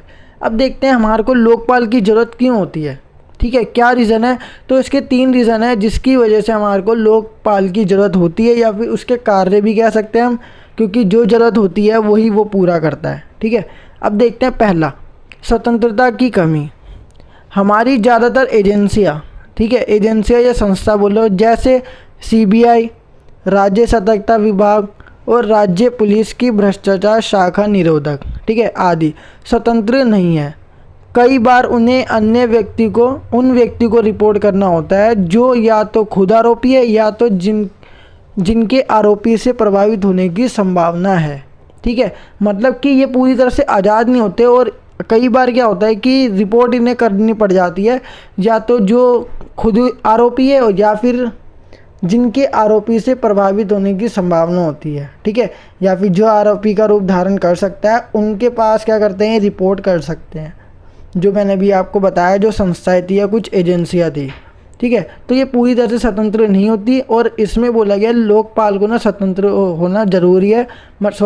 जो ये संस्थाएं थी ना, एजेंसियां, इनका स्वतंत्र होना जरूरी है। ठीक है, अब दूसरा देखते हैं, शक्तिहीन कुछ निकाय। ठीक है, ऐसे निकाय जो बिल्कुल भी शक्ति जिनके पास नहीं है, जैसे कि CVC या फिर लोकायुक्त स्वतंत्र है लेकिन उनके पास कोई शक्ति नहीं है। ठीक है, CVC या लोकायुक्त स्वतंत्र है लेकिन उनके पास कोई शक्ति नहीं है। मतलब कि इनके पास ना इंडिपेंडेंट तो है, ठीक है, लिबर्टी है, लेकिन इनके पास पावर नहीं है। उन्हें किस लिए काम दिया गया है? जो CVC या लोकायुक्त है, इनका काम क्या होता है? देखो, उन्हें सलाहकार निकाय बनाया गया है, मतलब कि ये केवल एडवाइस कर सकते हैं। ठीक है, एडवाइस करना इनका काम है। वे सरकार को 2 तरह की सलाह देते हैं, बस ये दो ही काम कर सकते, 2 तरह की सलाह सरकार को दे सकते हैं, वो भी लिमिट हो गई है। ठीक है, सलाह भी दे सकते हैं लेकिन 2 ही तरह की बस, या तो किसी अधिकार पर विभागीय दंड लगाना या अदालत में उसका मुकदमा चलाना, बस यही क्या कर सकते हैं, ये सलाह दे सकते हैं। थर्ड अपना आता है पारदर्शिता और आंतरिक जवाबदेही की कमी। ठीक है, इसके अलावा उन भ्रष्टाचार रोधी एजेंसियों की आंतरिक पारदर्शिता और जवाबदेही की समस्या है। इतनी एजेंसी के बावजूद भ्रष्टाचार लोग शायद ही कभी जेल जाते होंगे। मतलब कि देश में कई सारी एजेंसियां बनाई गई है, और साथ ही साथ भ्रष्ट जो लोग होते हैं वो इतना सारा भ्रष्टाचार देश भर में फैला देते हैं, या फिर एक तरीके से कहे भारत को छोड़कर पूरे विश्व भर में भ्रष्टाचार इतना बढ़ चुका है कि वो शायद ही कभी जेल जाते होंगे। ठीक है, तो उनको कोई जवाब देने वाला नहीं है, ना तो अंदर से और ना ही कोई बाहर से, या पलट कर कोई जवाब देने वाला नहीं है। इसी कारण भ्रष्ट लोग क्या कर रहे हैं, बहुत ज़्यादा भ्रष्टाचार कर रहे हैं। ठीक है, और हालांकि उनको पता भी है कि कई सारी एजेंसियां बन चुकी है जो भ्रष्टाचार को रोक रही है, और साथ ही साथ लोकपाल उनमें से एक है। ठीक है, तो लेकिन फिर भी उनको क्या है, अपने उस वो प्रति सचेत नहीं है, और साथ ही साथ वो भ्रष्ट लोग क्या है, उनको ये पता है कि वो गलत कर रहे हैं, साथ ही साथ उनको कभी जेल भी नहीं जाना पड़ता। ठीक है, शायद ही होंगे जो कभी जेल जाते होंगे, लेकिन भ्रष्ट लोग ज़्यादातर जेल ही नहीं। तो गाइस ये अपना नेक्स्ट क्वेश्चन है जिसमें बताया गया कि सामाजिक कल्याण प्रशासन पर टिप्पणी कीजिए। मतलब इस पर भी शॉर्ट नोट्स बनाने हैं आपको। तो ये इसका जो सॉल्यूशन है वो आगे दे रखा है, तो देखते हैं और समझते हैं इसके सॉल्यूशन को, सामाजिक कल्याण प्रशासन को। वीडियो सो गाइस अब हम बात करते हैं सामाजिक कल्याण प्रशासन। तो जैसा कि अपना टॉपिक है, तो इसके बारे में सबसे पहले हमें पता होना चाहिए कि इसका मतलब क्या होता है। तो देखो, ये जो सामाजिक कल्याण प्रशासन है, इसको 3 पार्ट्स में हम डिवाइड करेंगे। पहला समाज, फिर दूसरा कल्याण, और तीसरा प्रशासन। तो सामाजिक कल्याण प्रशासन अपना 3 वर्ड से मिलके बना है, सामाजिक कल्याण और प्रशासन। तो समाज का मतलब होता है अपना आसपास का जो एक तरीके से जो सोसाइटी होती है वो, और कल्याण मतलब कि भला, प्रशासन मतलब कि राज। तो ऐसा प्रशासन जिसके थ्रू क्या होता है, सोसाइटी या फिर सोसाइटी के अंदर रहने वाले लोग, ठीक है, या फिर हम बोलते हैं समाज, उनका क्या होता है, भला होता है, या उनके भले के लिए जो प्रशासन बनाया गया है वो अपना क्या है, सामाजिक कल्याण प्रशासन। और इसमें ऐसे नीति और कार्यक्रम बनाए जाते हैं जो जनता के भले के लिए हो। ठीक है, और इसमें किसी प्रकार का सरकार सेल्फिशनेस को लेकर नहीं चलती है, और इसमें जनता के हितों की ओर ध्यान देती है, जैसे कि लोक नीति के अंतर्गत भी होता है। अब देखते हैं समाज कल्याण प्रशासन जो नोट्स के अकॉर्डिंग क्या बोला गया है। तो ये एक प्रकार की प्रक्रिया है, मतलब कि प्रोसेस है, जो किसके द्वारा, सरकार के द्वारा चलाया जाता है, और जनता भी इसमें भागीदार होती है। अब देखते हैं इसके बाद क्या बोला गया है, जिसके द्वारा एक सामाजिक संस्था, मतलब कि समाज के अंदर जो संस्था होती है जो एक ही प्रकार का कार्य करती है, या तो वो कार्यक्रम को बनाती है या लागू करती है, हो जाती है, और रक्षा करती है। ठीक है, तो तीनों में से कोई ना कोई एक कार्य वो करती है। अपनी नीति और व्यावसायिक दक्षता और तथा सामग्री के उपयोग के उद्देश्य से योजना तय करती है। मतलब कि किसी भी प्रकार की नीति या व्यावसायिक दक्षता, मतलब कि उसको सुधारने के लिए, व्यवसाय जो है उसको सुधारने के लिए, या सामग्री जो भी है, हमारे को जो साधन उपलब्ध है उनके प्रयोग के उद्देश्य से वो क्या बनाते हैं, एक प्लानिंग। ठीक है, प्लानिंग का डिसीजन लेते हैं और प्लानिंग बनाते हैं। और ये सारी चीज़ें क्यों की जाती है, ताकि जनता का क्या हो, भला किया जा सके। तो ये सब कार्य सरकार के द्वारा किया जाता है, और साथ ही साथ ये किस में आ गया, एक तरीके से समाज कल्याण प्रशासन में, क्योंकि इसमें जिस भी प्रकार का विचार रखा गया है वो जनता के भले के लिए रखा गया है। अब देखते हैं आगे अपना नेक्स्ट टॉपिक क्या आता है। ये समाज कल्याण प्रशासन था, मतलब कि जो अपनी यूनिट है उसके बारे में थोड़ी इन्फॉर्मेशन। अब देखते हैं आगे क्या बोला गया है। समाज कल्याण को मजबूत करने के उद्देश्य या लक्ष्य क्या होते हैं, मतलब कि समाज कल्याण की हमें ज़रूरत क्यों होती है, अगर ज़रूरत है तो उसको हम मजबूत क्यों कर रहे हैं। ठीक है, तो इसके बारे में हम इसको नीचे डिफाइन करेंगे। पहला, कानून व्यवस्था की सुरक्षा करने के लिए। तो जब आपातकाल लगता है, मतलब कि इमरजेंसी, जैसे कि 1975 में इंदिरा गांधी के द्वारा लगाई गई थी, जब इंदिरा गांधी उस समय की क्या थी, प्राइम मिनिस्टर, तो उन्होंने आपातकाल लगाया था, और साथ ही साथ देश की जो गतिविधियां होती है वो सारी की सारी बंद हो जाती है, एक तरीके से ठप हो जाती है, और इससे अर्थव्यवस्था और कई प्रकार के नुकसान होते हैं। तो आपातकाल जब भी लागू किया जाता है, और उसके बाद क्या होता है, जब आपातकाल ख़त्म हो जाता है तो जो स्थिति है ना, जो कंडीशन है, वापस नॉर्मल हो जाती है जो आपातकाल से पहले थी। लेकिन उतनी नॉर्मल नहीं हो पाती, क्योंकि देश को क्या हो जाता है, आर्थिक व्यवस्था या फिर कई प्रकार की व्यवस्था जो है वो नष्ट हो जाती है, या फिर कह सकते हैं हम थोड़ी सी ढीली पड़ जाती है। आपातकाल में जब सभी या फिर ज़्यादातर कार्य बंद हो जाते हैं, तो ये समाज कल्याण प्रशासन नागरिकों की सुरक्षा की व्यवस्था करता है तथा लोगों की मदद करता है। मतलब कि जब आपातकाल में सारी की सारी गतिविधियां बंद हो जाती है, तो एक ही चीज़ बचती है जो जनता का भला या फिर जनता की सुरक्षा करती है, जो है समाज कल्याण प्रशासन। ये कानून व्यवस्था को थोड़ा सा बचा के रखती है। ठीक है, क्योंकि आधी व्यवस्था तो आपातकाल के कारण नष्ट हो जाती है, जो राजनीति है या आर्थिक व्यवस्था है, लेकिन कानून व्यवस्था को बनाए रखने के लिए समाज कल्याण क्या करता है, अपनी भूमिका निभाता है, जिसके तहत हम समाज कल्याण को, ठीक है, मजबूत कर रहे हैं तथा लोगों की मदद करता है। ठीक है, आपातकाल में लोगों की मदद करता है और कानून व्यवस्था को बना के रखता है और जनता को क्या करता है, जागरूक करता है कि हम अपनी कानून व्यवस्था को संभाल कर रख सकते हैं। तो समाज कल्याण को मजबूत करने का सबसे पहला उद्देश्य अपना यही था कि कानून व्यवस्था की सुरक्षा करना। दूसरी बात, आर्थिक विकास करना। एक विकासशील देश मतलब कि ऐसा देश जो अपना विकास अभी कर रहा है, जो पूरा का पूरा डेवलप नहीं हुआ है। जैसे अगर विकसित देश की बात करें, एक होता है अल्प विकसित देश और दूसरा होता है विकासशील और तीसरा होता है अपना विकसित। ठीक है, तो विकासशील और विकसित, इन दोनों में क्या डिफरेंस है। विकासशील होता है एक ऐसा देश जो अपना विकास कर रहा है, जैसे इसका एग्जाम्पल बनेगा अपना भारत। और एक विकसित देश की बात करें जो अपना विकास प्रॉपरली एक तरीके से जो कहते हैं अपना 100% श्योर।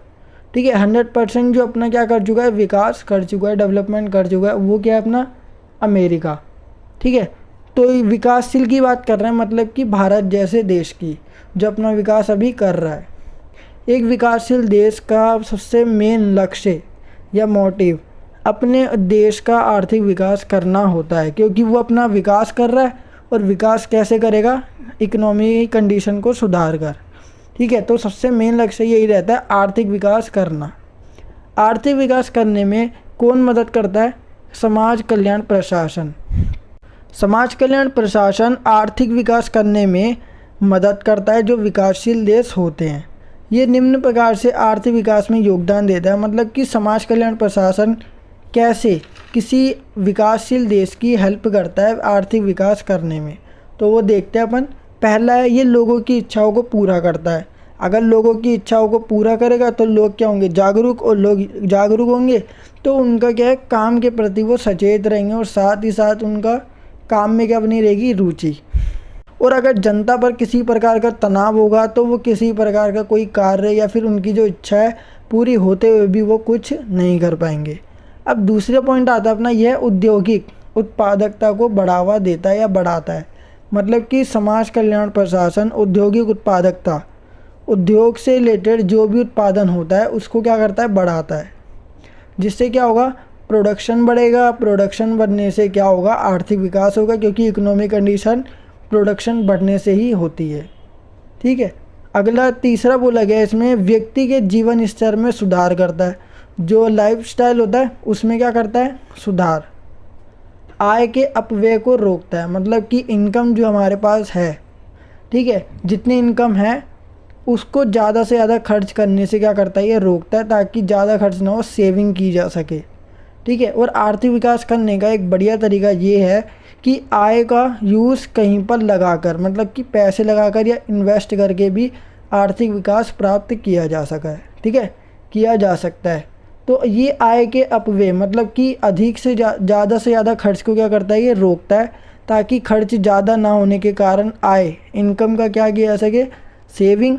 देन सेविंग करने के बाद आर्थिक विकास या फिर इन्वेस्ट करने में उसको लगाया जा सके।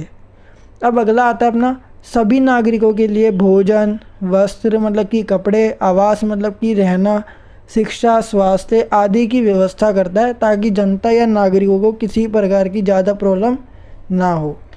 थर्ड अपना आता है सामाजिक विकास। ठीक है, सामाजिक विकास जो समाज कल्याण से बहुत ही ज़्यादा रिलेट करता है। तो समाज के लिए समाज कल्याण प्रशासन पोषण, स्वास्थ्य, शिक्षा, प्रशिक्षण मतलब कि ट्रेनिंग, रोजगार। ठीक है, एक तरीके से कहते हैं कि कोई बेरोजगार नहीं है, वो रोजगार हो गया। ठीक है, मतलब कि सबको नौकरी वगैरह सबको प्राप्त है आदि प्रदान करता है।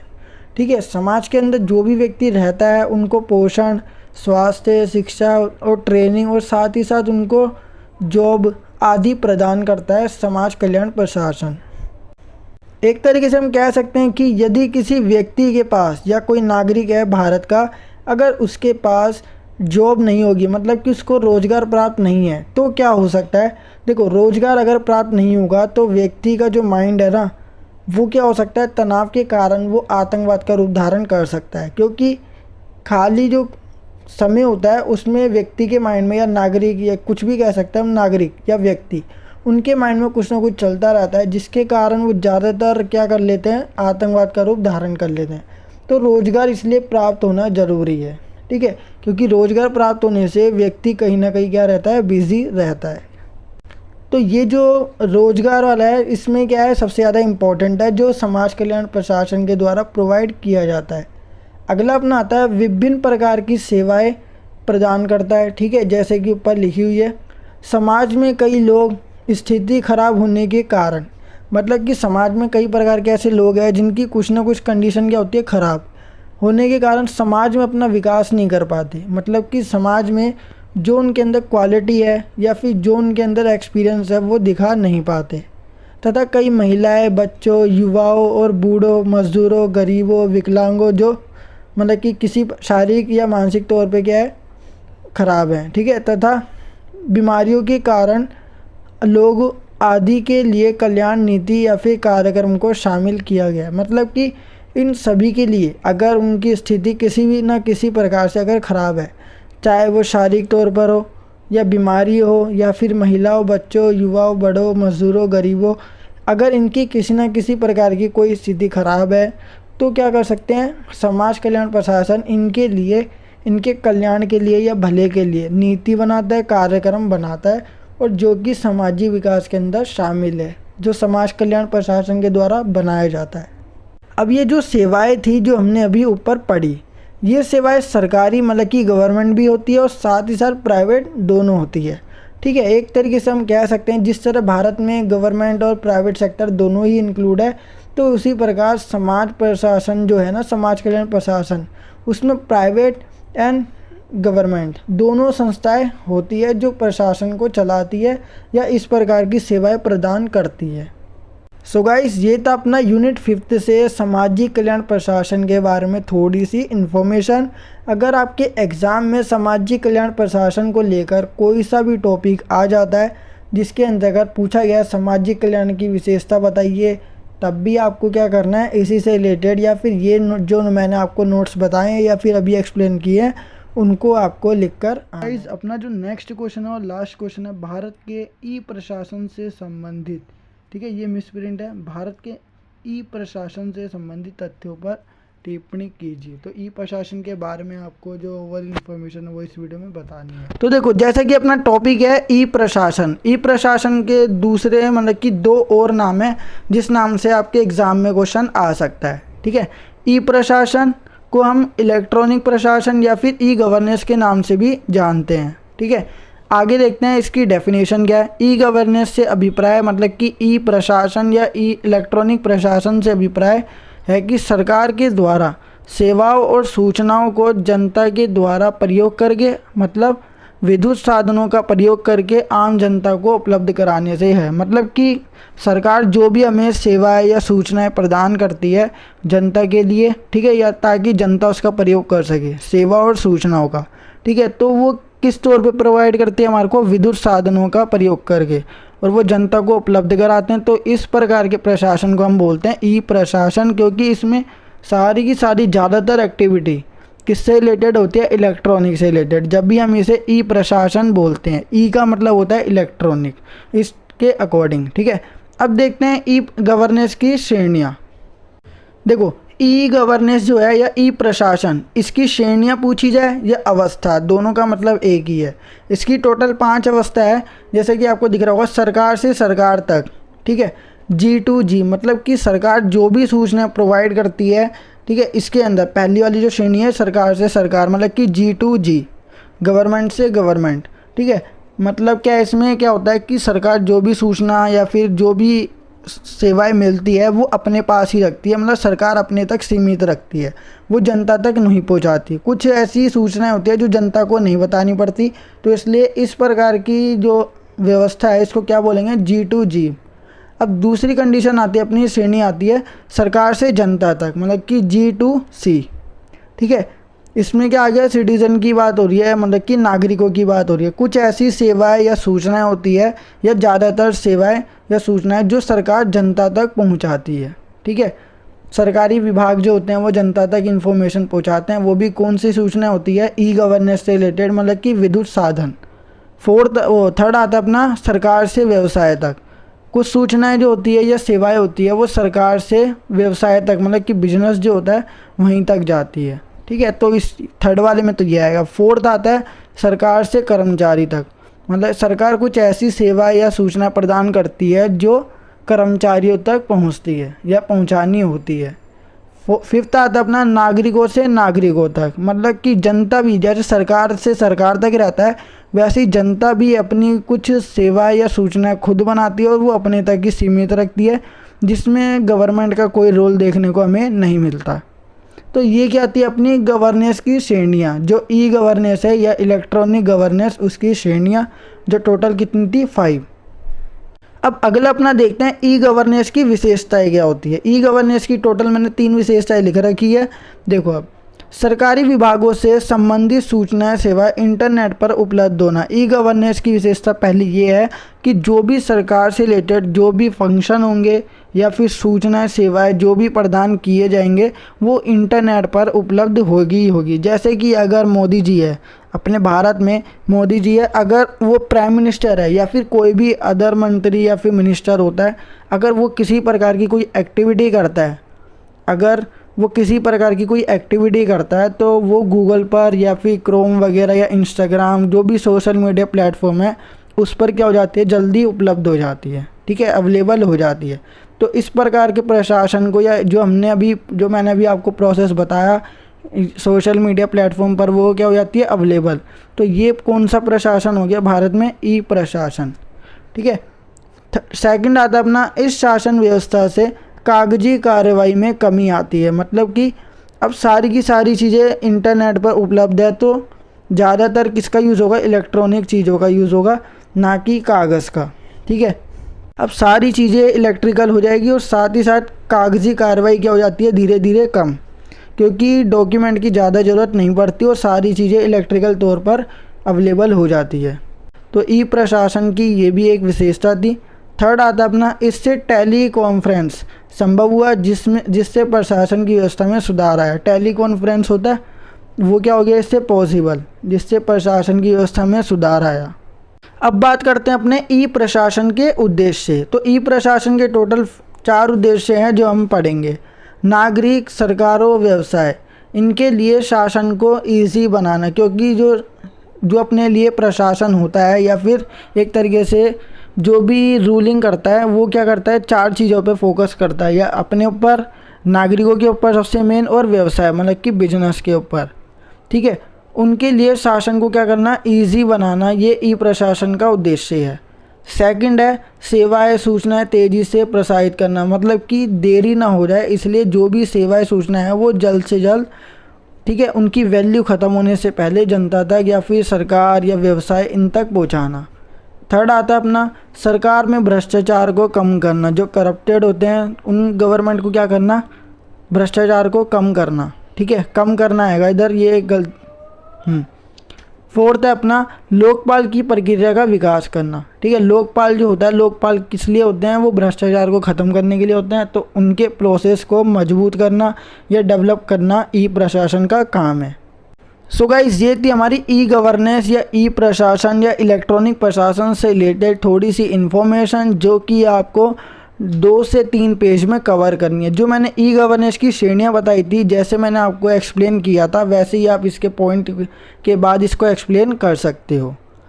सो गाइस, इस वीडियो के साथ आपका जो ड्यू कॉलेज का 4th सेमेस्टर का public policy and administration in India का जो सिलेबस है वो ओवरऑल होता है कंप्लीट।